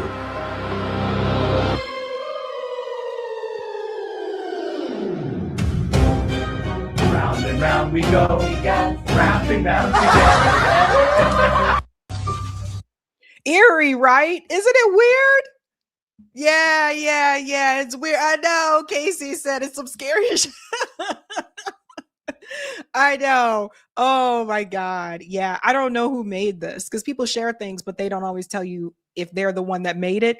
But I thought that was pretty interesting. And again, I recommend people, if you haven't seen the movie Eyes Wide Shut, now might be a good time to watch it, where they talk about these elite people that are in these, societies, secret societies and all this kind of stuff, and these rituals or sacrifices that they make. And then once you start doing that type of thing, then you're blackmailed, and then you got to do whatever they tell you to do because now they got you on camera doing some things that you shouldn't have done. And everyone's pointing fingers, right, with the Epstein files. But I think more of us need to point fingers at Epstein's boss, the people who were above him, who, by the way, are still very much in power. So something to think about. Let's get to some of the comments here, ladies and gents, and then we'll get to the next story. Eric, can we go to part 2? Yeah, thank you. Yeah, you guys told me to cover this food story, so I'm looking into it. Thank you for the super chat, Laura. Sabby, since reality has been shown to be worse than fiction, all conspironic theories are true until they've proved otherwise. That's what I did, right? That's how I feel.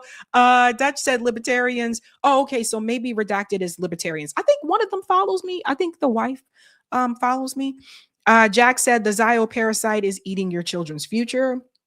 Thank you, Turbo. Why are we waiting to rush 16 Pennsylvania? Do we have to find out worse stuff was going on? Do we have to cancel expot prescription? Let's get to it. And you will be met with heavy force. A lot of times people say, go do this and go do all that. You will be met with heavy force and a lot of people will die and they'll continue doing what they're doing. The best way to fight back is to build dual power. I'll get into that a little bit later when I announce the workshop that's coming up. Skylar said Bath & Body Works was a part of the limited group along with Victoria's Secret. Wexner's money is all over Columbus, Ohio, where they're based. So there you go. Thank you, Turbo. Erica Kirk is a Rothstein that is direct link to Mir Lansky and Zion Mafia. Yeah, we just talked about that. Thank you for the Black in the Empire. What's going on? Thank you for the super chat, Black in the Empire. I ain't seen a minute. Said, hey, Sabby, do I know you? I know you, Black in the Empire. I met him in person at one of the anti-war rallies. Thank you, Ronnie. Sabby, I watch Redacted and they don't side with either party. They seem more libertarian to me and are anti-war. Okay, there you go. Thank you, Kinman. They took down the Italian mob, not the Jewish mob. Azar said, somebody please show Sabby my post. Okay. The movie Red Ink, it's on YouTube now. Okay, I'll add that to my list. You guys have been telling me a number of things I need to watch. Thank you, Roger. We need to demand from every future administration to enforce antitrust laws, state attorney general to revoke corporate charters, public investment in worker co-ops. Yeah, the antitrust laws will be good. Thank you, Kevin. Solution. Publicly funded elections and national popular vote get rid of the Electoral College. You know, that's been up for debate time and time again to get rid of the Electoral College. Thank you, Roger. Anthony Stark and Bruce Wayne are the problem. Billionaire players fulfilling their grander dreams of heroics, yet doing more harm than good. Yeah, people argue, should Bruce Wayne just have become like Batman, or should Bruce Wayne have taken his billions and saved the poverty issue, right? Thank you, Roger. I celebrate real blue collar heroes like Clara Kent, Parker, Murdoch, and Frank Castle. Thank you, Lucas. Sabby, I'm glad Whitney's here. Can you ask if she knows about Sybil Edmonds, FBI whistleblower with 1 million gag orders on her since September 11th? She just came back from retirement and is almost no one knows about it yet. You would certainly hit it off. Sybil Edmonds. I have to look into that. I've reached out to Whitney, but I'm pretty sure she has a number request. So hopefully we can get her back on. Thank you, Mr. L. Joshua Letterberg, Carl Gerasi, and Dr. George Trump are the reason Ghislaine Maxwell was moved to Texas. Even Huffines has ties to repurposing their genetic research. How did Webb miss that? Interesting. That could also be continued elsewhere. Those are just the clips I chose to show. Thank you, Kevin. Naked Bill painting Epstein had. Thank you, Roger. Sab. Once peel away every conspiracy layer by layer, you will find at the bottom a private big bank. That's right. Thank you, Gnostic. Sabrina for president, or at least local office. I would never run for president. Thank you, Roger. The best way to hit them is to start chartering public banks at state, local level. This has a trust bustering effect on big banks, CBIAs for PBs. And I need to make sure I add to that too. I would never run for president. I wouldn't run for local office either. At one point I considered, what about school board? But I don't know. Like, I don't know, especially the fact that I do this show. I don't think they would not let me up in there. Thank you as well, El Blanco. Ghislaine Maxwell's older sister was married to Carl Gerasi's son. Odd how they don't mention he was also neighbors to the Rothschilds. Oh, that's interesting. I did not know that. Can we get the Rumble rant? Thank you. We'll get on to this food. All right. Thank you for the Rumble rant, T. Olson. Stay safe tomorrow with the coming blizzard. We're going to try to. Luckily, I was able to get out there and got the food so we can make enough at least for 2 days. Thank you, Mark. Every time these shitheads, I'm getting a British accent now. Help! Every time these shitheads get away with it, the next shithead does something worse. Same dynamic as Israel. Truth. And thank you for this one. Unfuck the world. Thanks for your work. Redacted News is neither left or right leaning. They're independent. They find fault with and do valuable reporting on questionable antics of both red and blue party politics. Cool. And thanks, Possibilities. Are y'all saying you're okay if people being trafficked are white? No, I wasn't saying that. No one should be trafficked. Okay.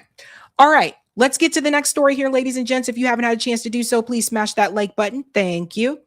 And this is the one that many of you asked me to cover, this food story. So apparently, Donald Trump made a decision that he is going to, I guess, boost. It says controversial herbicide glyphosate. And this chemical is problematic. And some people are really screaming about this. Glyphosate in the past has been known to cause cancer, right? So I did a couple of videos recently talking about what are they putting in our food. People are asking, why would Trump want to allow this to go through, especially considering he has MAHA, which is Make America Healthy Again. And where does RFK Jr. fit in all of this? Let's go ahead and get into it, ladies and gents. People are really freaking out about this one, and rightfully so. When RFK Jr. joined forces with President Trump in 2024, he brought with him a voting bloc of mothers who wanted dangerous chemicals out of their kids' food. But now the MAGA and MAHA movements are clashing over the herbicide glyphosate, the most widely used weed killer in U.S. agriculture. Before the 2024 election, RFK Jr. tweeted that glyphosate was one of the likely culprits in America's chronic disease epidemic. So it came as a surprise to many when the president signed an executive order on Wednesday providing immunity for producers of glyphosate-based herbicides, which may have been linked to cancer in some studies. So this is a big deal. One thing I want you to think about, if you're using a chemical that kills weeds, right? If you guys have ever done gardening before, or if you've tried to pull weeds out the ground, they're tough to pull out, right? So if it kills weeds, what do you think it would do to you?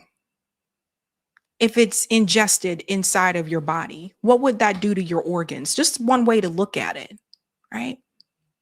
So this is where we're at now, that Donald Trump wants this to go through. Let's continue on. The administration says the shift in policy over the weed killer was due to its necessity for national security and defense. But the Maha moms don't agree. Zen Honeycutt, the founder of Moms Across America, tweeted her disgust with the move, saying, "Literally sick to my stomach. It's going to kill and sterilize countless American people."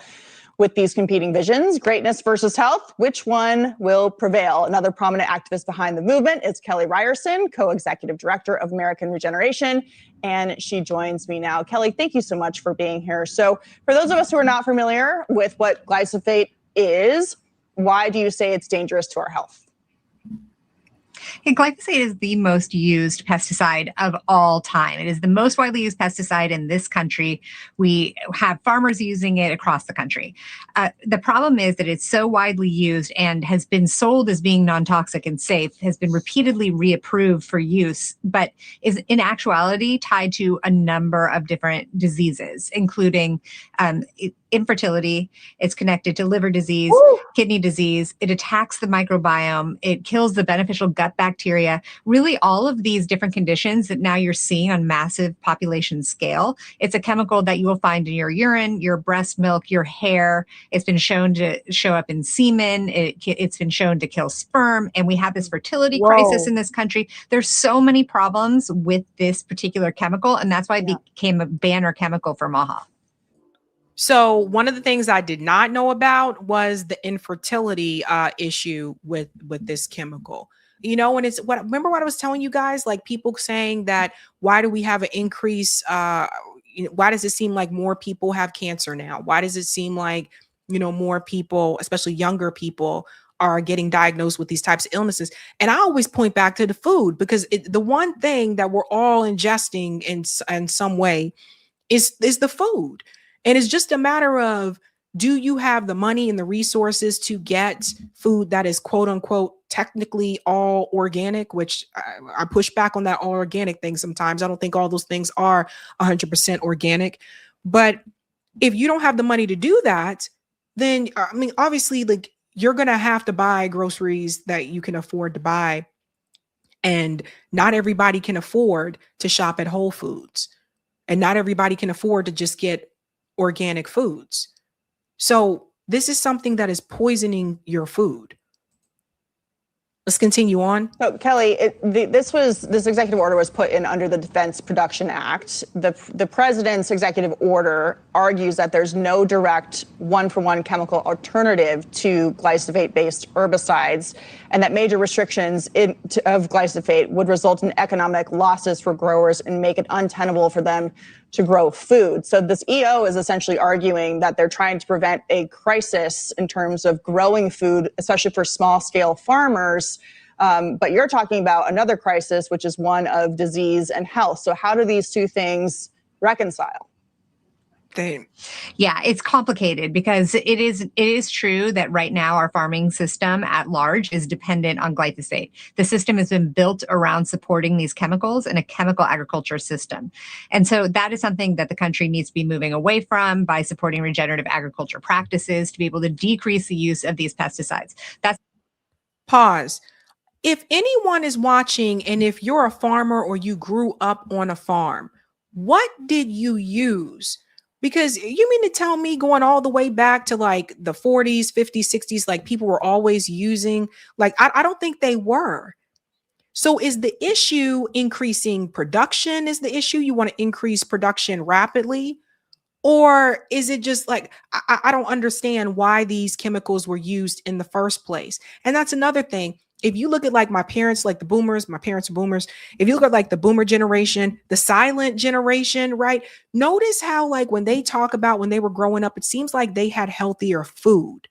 It seems like they didn't have to worry about all these chemicals in their food.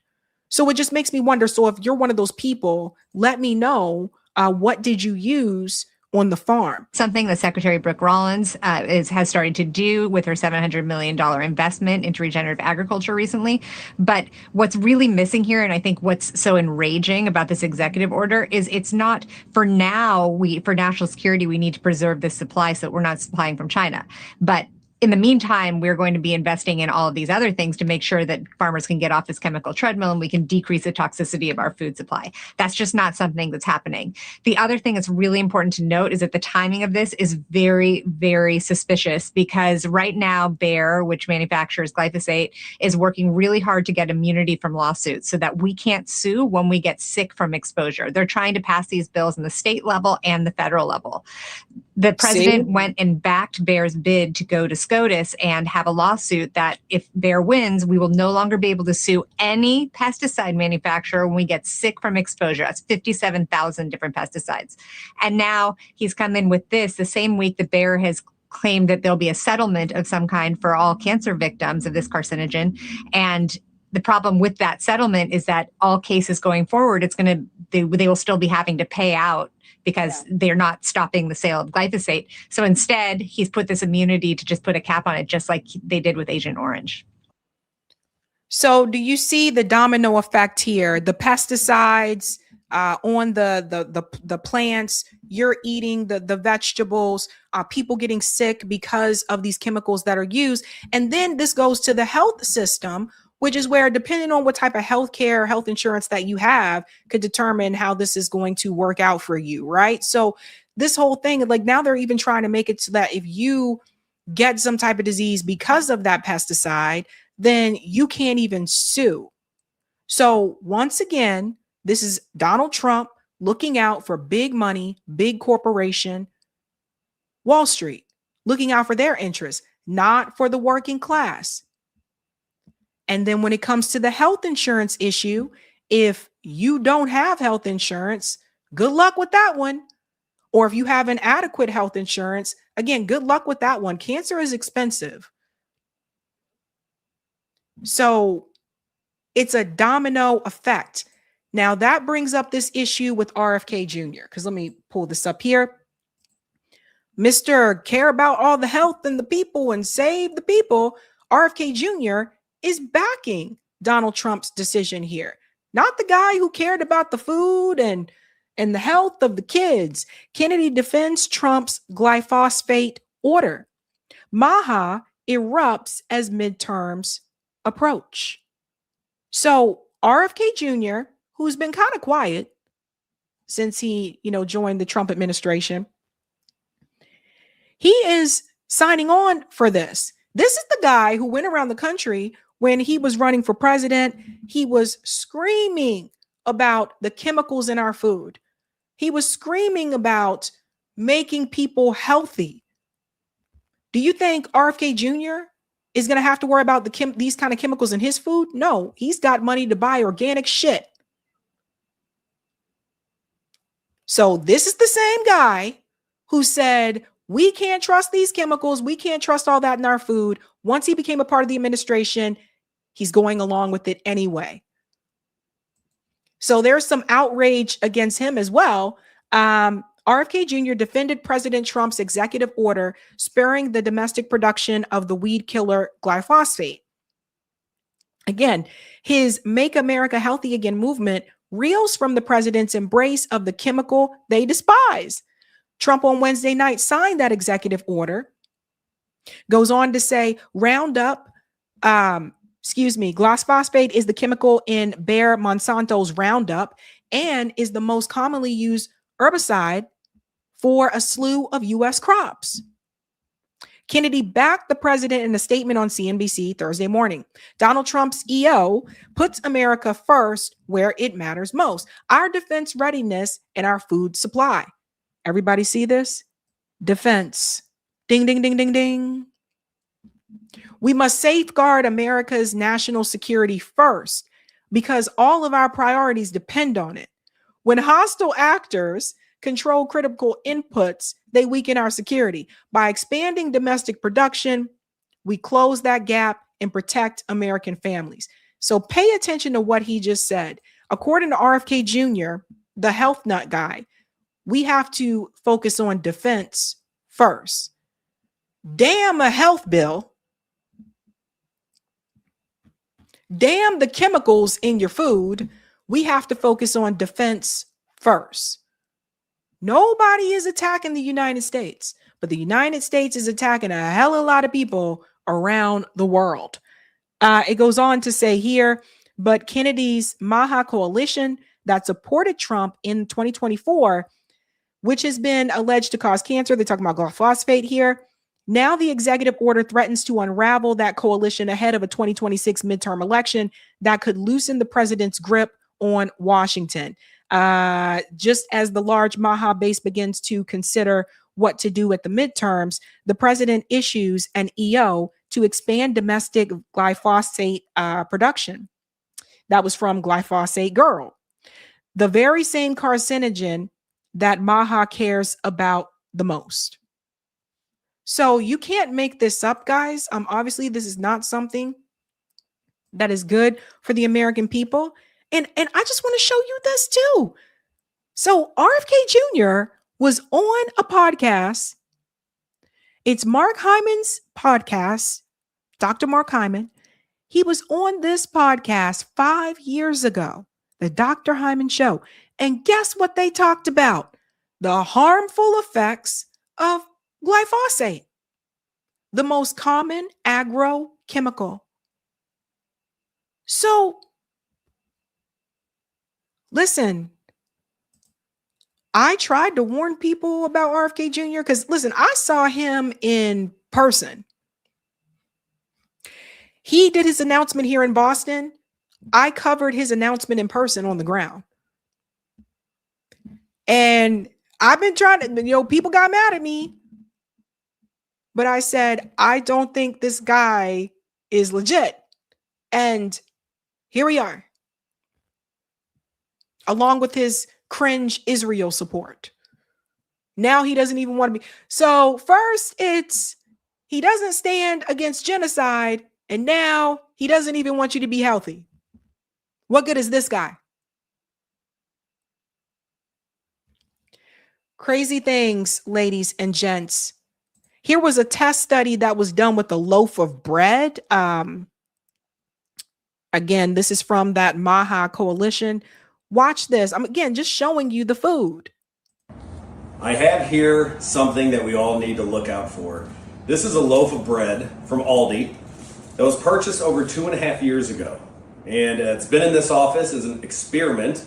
You can use it like an accordion, smash it up. And even Eric can attest that this bread has been in here for over 2 years. And look at this. Let's get a close-up of this. No mold. It smells fine. You can smash it down, and it will come right back up. Again, this bread has been in this office for over 2 years.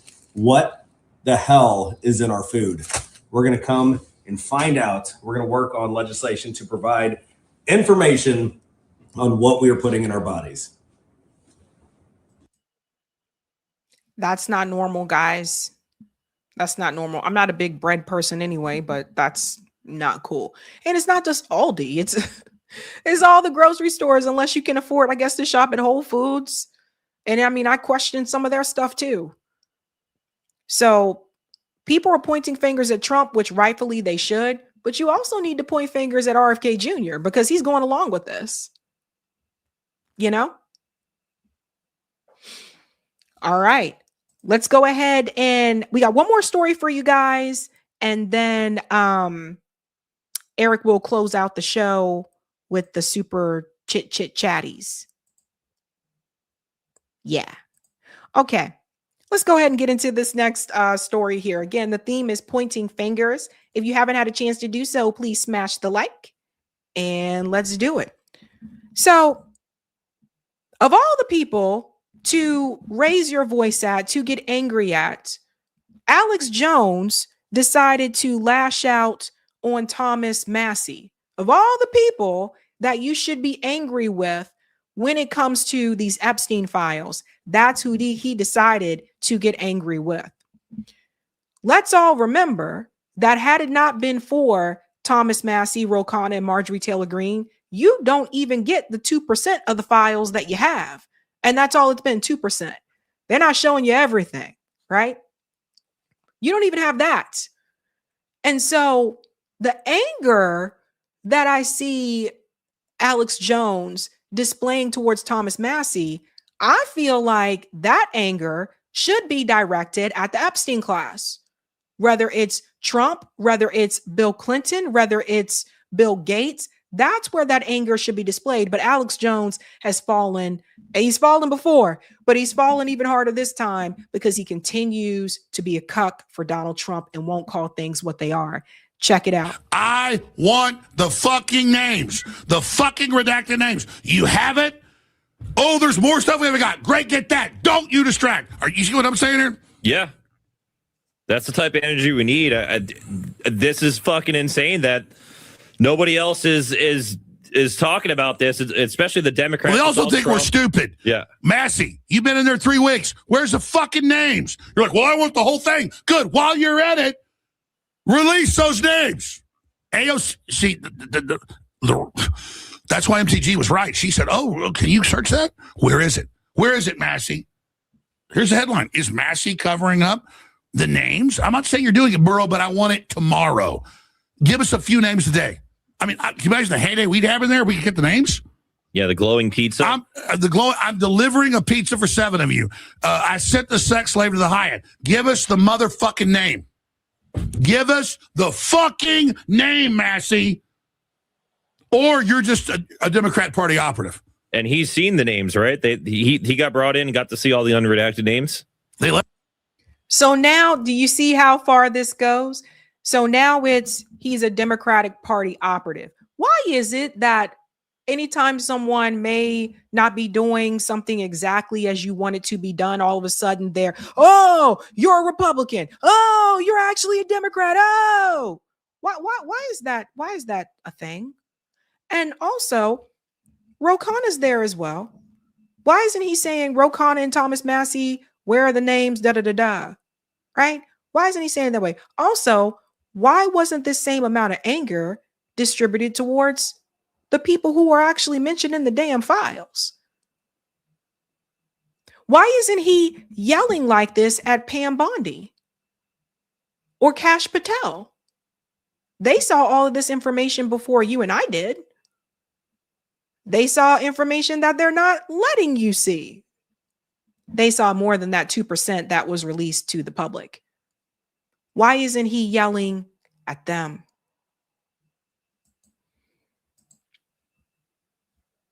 Let them all in there. Yeah. Yeah. So he's on the files they've got. So he knows who it is. Yeah. So what? So the clock's ticking, Massie. You've had a few weeks in there. Clock's ticking, Massie. You just say, hey, here's the name. I don't know. Here's the name with the sex slaves delivered to the Hyatt. Hey, we got the beef jerky being walked up. Hey, baby's been delivered. Yeah, I'm sure Massie's a great guy. What is this? Alex Jones said Hillary and Obama smell like sulfur. Oh, boy. I want you to listen to me carefully, please. We're tomorrow's news today. When I tell you this, I know this is key intel. And when you hear it, you're going, God, that makes perfect sense. Just listen to me. Millions of you watching. Listen to me very carefully. We want to believe in Thomas Massie. We want to believe in Mace. We want to believe in all these people. But listen to me. For 2 weeks, they've had access to the file unredacted. What did MTG say 2 weeks ago? Pause right here. He said for 2 weeks, they have had access to the files unredacted. MTG, Thomas Massie, and that would be Rokana as well, right? Well, for months, I'd say almost over a year now, the DOJ had access to the files unredacted. So why isn't Alex Jones saying this to Pam Bondi and Kash Patel? They had the files longer than anyone else. That includes the DOJ administration before the Trump administration. The Department of Justice had these files long before any one of us. The public, Thomas Massie and them. So do you see how he's still trying to be a part of the Trump, the MAGA club? Let's continue on. She said, oh, Thomas, she's out of Congress now. She said, Massie, look up pizza, look up beef jerky, look up these key terms and unmask the names. So in a few weeks, if we don't start seeing unmasked stuff in Congress, I'm going to now say Thomas Massie is complicit. I'm not saying he's complicit now. I'm saying you've got access, so you can keep saying, oh, give me the other millions of files. Great, push for that. But don't divert us with that. Give us the unredacted names of, we got one piece of pizza for 7 people. It's glowing. It loves you. You're going to really enjoy it. Who is in the email saying I'm sending sex slaves over and over again to the Hyatt and to this and that, and it's already paid for? Okay? Who's in the names about hunting humans and hunting and killing the black crickets or whatever they call it? I want to see those fucking names. Yeah, we all want to see the names, but you should say this to the DOJ. You should say that to Pam Bondi and Kash Patel. But he's not going to yell at them this way because he has to defend the Trump administration. Otherwise, he's kicked out of the club. That's what this is really all about. So all this anger and rage that he has towards Thomas Massie, it is misdirected. And some of his viewers are probably saying things to him too now. They're probably saying like, where's these names? What's going on? It also, I guess, doesn't help that the Trump administration is trying to take down Thomas Massie as well. Don't forget, they're putting billions and billions of dollars into another candidate so that Thomas Massie isn't reelected. Marian Adelson has joined on board for that as well. Miss Pro-Israel Zionist herself. So here we go again, right? So he knows that it's easier for him to attack and target Thomas Massie than it is to call out Pam Bondi and Kash Patel, because Massie already has a target on his back, and he has a target on his back, not just because of these files, but because the billionaire class decided to donate to another party to get him out of there. So he is more of a threat. It's the kick them while they're down mentality. Right? They already stepping on him. So let me step on the person that's already being stepped on. That's what Alex Jones does. And so I'm telling everybody here, because we've had this shit for weeks, and I've seen Anna Paulina Luna, who I love, calls me all the time, we talk, all you guys saying, oh God, it's horrible, you won't believe the names. Release the fucking names. Okay? I don't cuss. I got a big vocabulary, but it gets people attention when I say it. Fucking release it. Fucking release it. Fucking release it. Everybody better start beating the drum. Hey, you Congress, including Hakeem Jeffries and AOC and those senators, all of them. I see these Democrat senators. Oh, Trump's in there 1 million times. Yeah, all bullshit. We already looked at it. He's involved in a cover-up. We're not absconding for him. First of all, how do you know that it's all bullshit? Right? How does he know that when it comes to Trump that it's all bullshit? Because Trump said it is. Trump says a lot of things that just aren't true. 2, then he goes on to say, well, Trump's involved with the cover up. Okay, why don't you have this same energy and anger towards Donald Trump?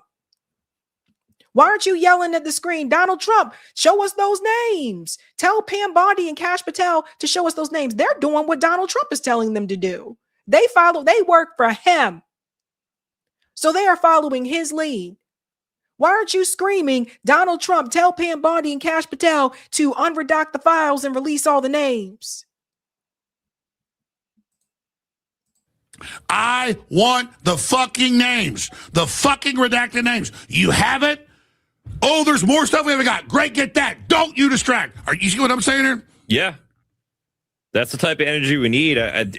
This is fucking insane that nobody else is talking about this, especially the Democrats. Well, they also think we're stupid. Yeah. Massie, you've been in there 3 weeks. Where's the fucking names? You're like, well, I want the whole thing. Good. While you're at it, release those names.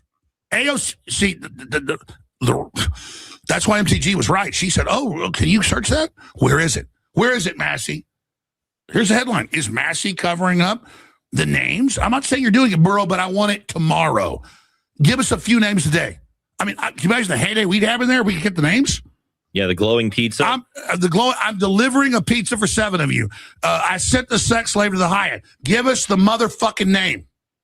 Give us the fucking name, Massie. Or you're just a Democrat Party operative. And this is what, this is why I told you people do it. And both sides do this, right? Because I've seen like Democrats say, oh, you better do this. Oh, they didn't do this. So you're a Republican operative. Same thing with what Alex Jones is doing, right? Like, do this, Thomas Massie, or you're a Democrat operative. People are crashing out, man. This is not good. You've seen the names, right? He got brought in, got to see all the unredacted names. They let them all in there. Yeah. Yeah. So he's on the files they've got. So he knows who it is. Yeah, so what? So the clock's ticking, Massie. You've had a few weeks in there. Does he know all the names? Because Thomas Massie does respond to this. And this is what I think is misleading by what Alex Jones is saying, right? They released 6 names. They haven't seen all the names. So people do have to understand that. Barb said the names have to be released on the floor. Otherwise, something is not legal. Seen it before. Yeah, and remember when they released those 6 names, Rokana did it on the floor. Chicken Massie. You just say, hey, here's the name. I don't know. Here's the name with the sex slaves delivered to the Hyatt. Hey, we got the beef jerky being walked up. Hey, baby's been delivered. Yeah, I'm sure Massie's a great guy. I'm just saying the Democrats, though, they're all in there, and they've been in there for weeks. They're not releasing names. Thought of that, Thomas? Yeah. See, he's trying to make it partisan, and it's not. So be aware of the people that are trying to make the Epstein files partisan. Again, this is him trying to stay in the club. As I said before, the Epstein files are bipartisan. And yeah, there's Democrats in there. There's also Republicans in there too. Hell, George Bush was in there. I covered that like early on. So you see what he's trying to do? Alex, you know better. I mean, nobody. See, that's why we're tomorrow's news today. No, that's why they want me off the air. That's such a simple thing, but nobody's talking about it. They've had access for almost 3 weeks to all the unredacted names, and they can talk all day about what they haven't got. Great, get that. Where are what you got? Where are the names? Give me the names. And now I'm gonna drum. They want us to all focus on Trump. Don't worry. Too bad for him. We already did that. Anna Kasparian, who said none of this existed. You witch. So now Anna Kasparian is a witch because she talked about an Epstein list. This guy is coming after everybody except for the people who are fully responsible with redacting the damn files in the first damn place. Why are the files redacted? Because the DOJ redacted them. It just, it's just. Leroy said, he's mad at everybody. He's just naming names. He's naming names except for the ones that need to be named. Oh my God. Go ahead. Sorry. I agree with everything you just said, and that is just as important as the Zorro Ranch. I mean, those two things go hand in hand. This is things that we could have immediate. No, who are the women? Who are they delivering babies to? It's all the same thing. Yeah. I mean, we have them. These are Epstein emails with these people delivering kids, delivering sex slaves. Okay, Massie, you got it for weeks. And who was being tortured in the torture video, and who was the torturer? And all these MIT scientists and Harvard heads. Oh, the torture's great. Yeah. And where are the prosecutions, Pam Bondi? They have videos of kids being tortured. Where are the prosecutions, Pam Bondi? Well, you can't prosecute someone that's redacted. That name's, have you guys noticed like the people that they have decided to deposition, like Les Wexner, right? His name is one of the names that was unredacted. So they're not really going to try to go after someone whose name is redacted. So it's just, I told you, he want to scream at everybody except for Donald Trump. Pam Bondi is doing exactly what Donald Trump wants him to do. He was community noted on this. Community notes came in and said Epstein redactions were done by the DOJ, Bondi, not Massie. Massie pushed unredactions, saw 6+ incriminating men, forced Wexner fix, grilled Bondi in hearings. So even community notes is calling him out on X. Massie did respond. So he says, every member of Congress has the same access to the same files as me. I haven't watched your video here, but have you addressed the cowards who wouldn't sign the discharge petition and still won't go look at the files? 2, force the release of every man's name that I could find in the redactions so far. This includes the Sultan, now resigned, who discussed the torture video with Epstein. I was the one who got that out there. 3, I forced the release of Lex Wexner's name in the FBI document that lists him as a co-conspirator in child sex trafficking case. 4, I've done several interviews and even told Bondi in the hearing that the problems now are A, the DOJ has the files, can't and won't unredact for us. They claim they received the documents already redacted. B, the DOJ made available, but then removed critical files from the database before we could view them. We want to view unredacted because it appears these could have been co-conspirators' names in them. C, the DOJ hasn't released every document yet, including FD's 302s and internal communications about decisions not to investigate. 5, in some emails I tried to view, the sender was a female and possibly a victim, so that could be why myself and other members of Congress haven't disclosed them. 6, you or your staff can post the EFTA number for documents that you believe contain men names redacted, and I'll go look at those documents at the DOJ to see if those documents contain men names. If the redacted identifier is an email address not associated with the name, I can put the email address back into the DOJ computer as a search term to see if it is associated with a man's name elsewhere in the documents. This is how I discovered it was the Sultan who Epstein was discussing a torture video with. 7, try not to be a ninnard about this. Thanks, Congressman.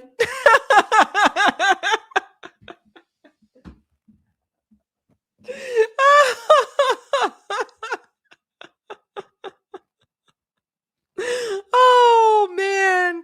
Oh boy. Oh boy. Oh boy. That's a brutal one. Yeah, and I think a lot of people are frustrated.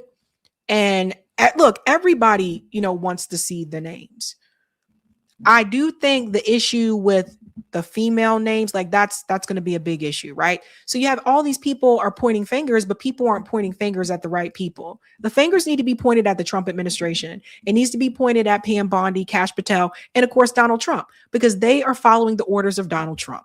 And Alex Jones is pointing his fingers at Thomas Massie because he is an easier target and he has a target on his back from Donald Trump personally. He doesn't want to attack Donald Trump because he still wants to be in the club. Crazy, isn't it? Wild, wild. All right, ladies and gentlemen, that is it for me tonight. I hope you enjoyed the Sunday show. We'll be back live Tuesday night. Hopefully, the blizzard is supposed to start late tonight, and it's supposed to be all day on Monday. So I guess it'll just be me and an electric blanket and a book. I don't know. I don't know. I won't be going outside. This is not one of those moments where I'm gonna be like, cash me outside. I will be inside. Quick announcement. I'm trying to get better at announcing these earlier at your request. The next mutual aid workshop will be March 7th at 11 a.m. If you want to learn how to do mutual aid, mark this date on your calendar. It's a virtual workshop that I host, and it's done via Zoom, so I can teach you how to do mutual aid so you can get started and do your damn thing. If you've come to other ones before in the past, you can always come to this one as well if you have more questions. I will send out the Zoom link and the invite via my Substack newsletter. That's how I do these. But I did want to go ahead and give you the date at an earlier time this time, because I know that's one of the things that was said to me, to put this out a little bit earlier. So save the date for that. That's March 7th at 11 a.m. ET.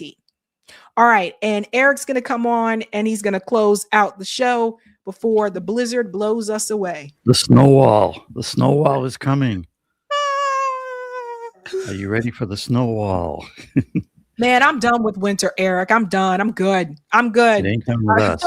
Bring on spring. Bring on spring. Oh, boy. Just another couple feet of snow. Maybe we'll get there. Yeah. All righty. All right, guys. Have a good evening. Have a good night. Keep up the fight. All right, we're gonna let Sabby go on her way for the Sunday, and I'm just gonna say, read out what we got set up here for super chats, and yeah, the other thing I wanted to note.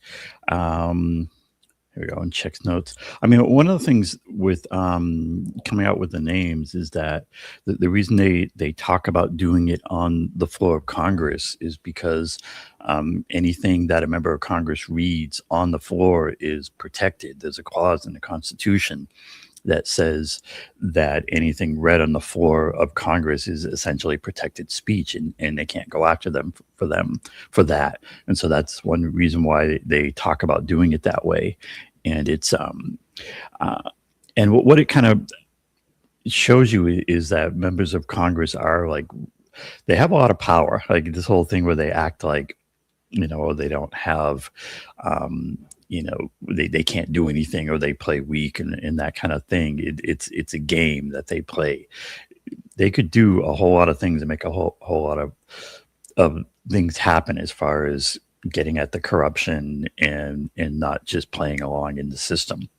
The ones that get there are players in the game. But it's important to remember, while we like what Massie and Ro Khanna have done with at least pushing these Epstein files, and they released to a certain degree, they could be doing more in general, like against the corruption. And you just have to ask the question, if they really want to fix things, then why are they still members of these corrupt parties? Thomas Massie, Ro Khanna, and some of the others who purport to be on our side could leave those parties, form a coalition, make their own party, their own voting bloc, and they could get a lot of stuff done. And so I think, we need to look a little deeper. We need to be calling to them, why aren't they really taking on the corruption? And why don't they have, coming back to the thing that I like to talk about, why don't they have clear demands, right? And if they had those, that would be something to build on. And that's why we talk about those demands, in 11 demands. So check out the old 11demands.org if you want to see more about what a good list of demands looks like and how that strategy could work. And it's part of what the whole 11 demands thing it gets at is what would that kind of movement based on clear demands look like? What would those demands look like? So anyways, check out 11demands.org for that. And we're going to have more conversations and things about that as we go along. And meanwhile, let's check what we got here in the super chat queue. Thanks very much, Blueser, for this very generous super sticker. Appreciate that. It definitely helps the show. Appreciate you. Thanks for the super chat. Texas from Texas Real, who says, Sabby, DDT is what was used, highly illegal now. Yeah. Whenever there's stories like this, whether you're talking about food and additives, or if you're talking about big pharma and those kind of issues, I always think we want to connect the dots back to our corrupt government. The problem is we don't have a government at this point that we can trust to investigate these things. And until we do that, until we have a government and agencies that aren't captured by the companies that they're supposed to regulate, until we fix those things, we're going to be in this kind of messy situation of we don't even know what to think. One thing that does occur to me is that, yes, the billionaires and the corporations have a lot of power. One thing to remember is that they do infight. They do fight each other. All these billionaires and the mega corporations, they all want a bigger piece of the pie. They'll work together to some extent when things are in their interests, like lowering the tax burdens and in their regulations. But they're not a unified block, and it's up to us, the 99%, to become more unified, have clear demands, and reel them in, reel these things in to get a handle on these things. What exactly are the dangers? How should they be regulated? With things like the chemicals that are used on the farms and in agribusiness right now, you got to figure if the big agribusiness companies figure that a chemical like a DDT or these kind of Roundup chemicals help their bottom line, then they're going to use them. And so that's why we need real regulations and real scientific study on how these things work and what should be allowed and not allowed. And we certainly can't trust huge agribusiness to regulate themselves. Thanks for the super chat, Roger Meadows. He says, CBI amendment prohibiting glyphosate C, and that's one and done. Mr. Roger, I wish it were that easy. And thanks, Ivan, who says, Monsanto were the makers of Agent Orange, which was used in Vietnam. Abby Martin made a good documentary about it. Yeah, and we definitely want to be investigating these things. Shout out for this one to Soft Meat, who says they started a small hobby farm to feed my community. Doesn't matter who you are, people deserve fresh food. And I keep connecting the dots back to government, because right now we have a government that works for agribusiness and makes it harder for small farmers and for community farmers to operate. We need to flip that. We need a government that represents us and actually supports those kind of farming efforts. And thanks for this one, Sparky. He says, older boomers did not eat food with pesticides like arsenic and black flag 40% nicotine to kill or keep away bugs and caterpillars when they grew up, but not herbicides such as Roundup. Thanks for that. And thanks for this super chat, Regord. Baron Coleman is an FBI information rat with no teeth. All right. Thanks for that note. And also this one who's saying similarly, Baron Coleman is an FBI grifter. I salute you, Sabby, FBI rat Coleman. Okay. Thanks for that. And shout out to new member of Mullen Flower. Appreciate that. And thanks for the super chat. All one same, friends of the show, says, watch Earth's Great Enemy by Abby Martin. Sounds like a good recommendation. And I think we got one out here on the Rumbles. Thanks for this Rumble rant from Unfug the World, who says,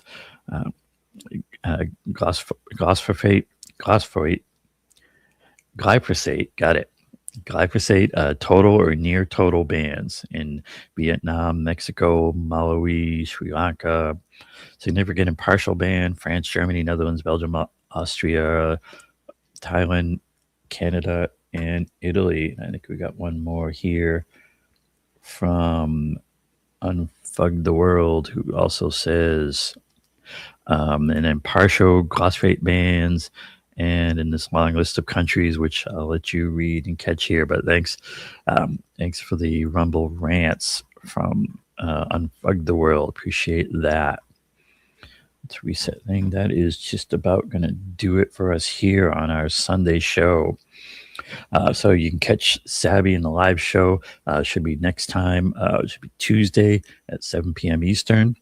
And we'll have new stories for you then. We'll see what's happening. We'll see how the wall of snow went. We'll see if we've gone to war yet.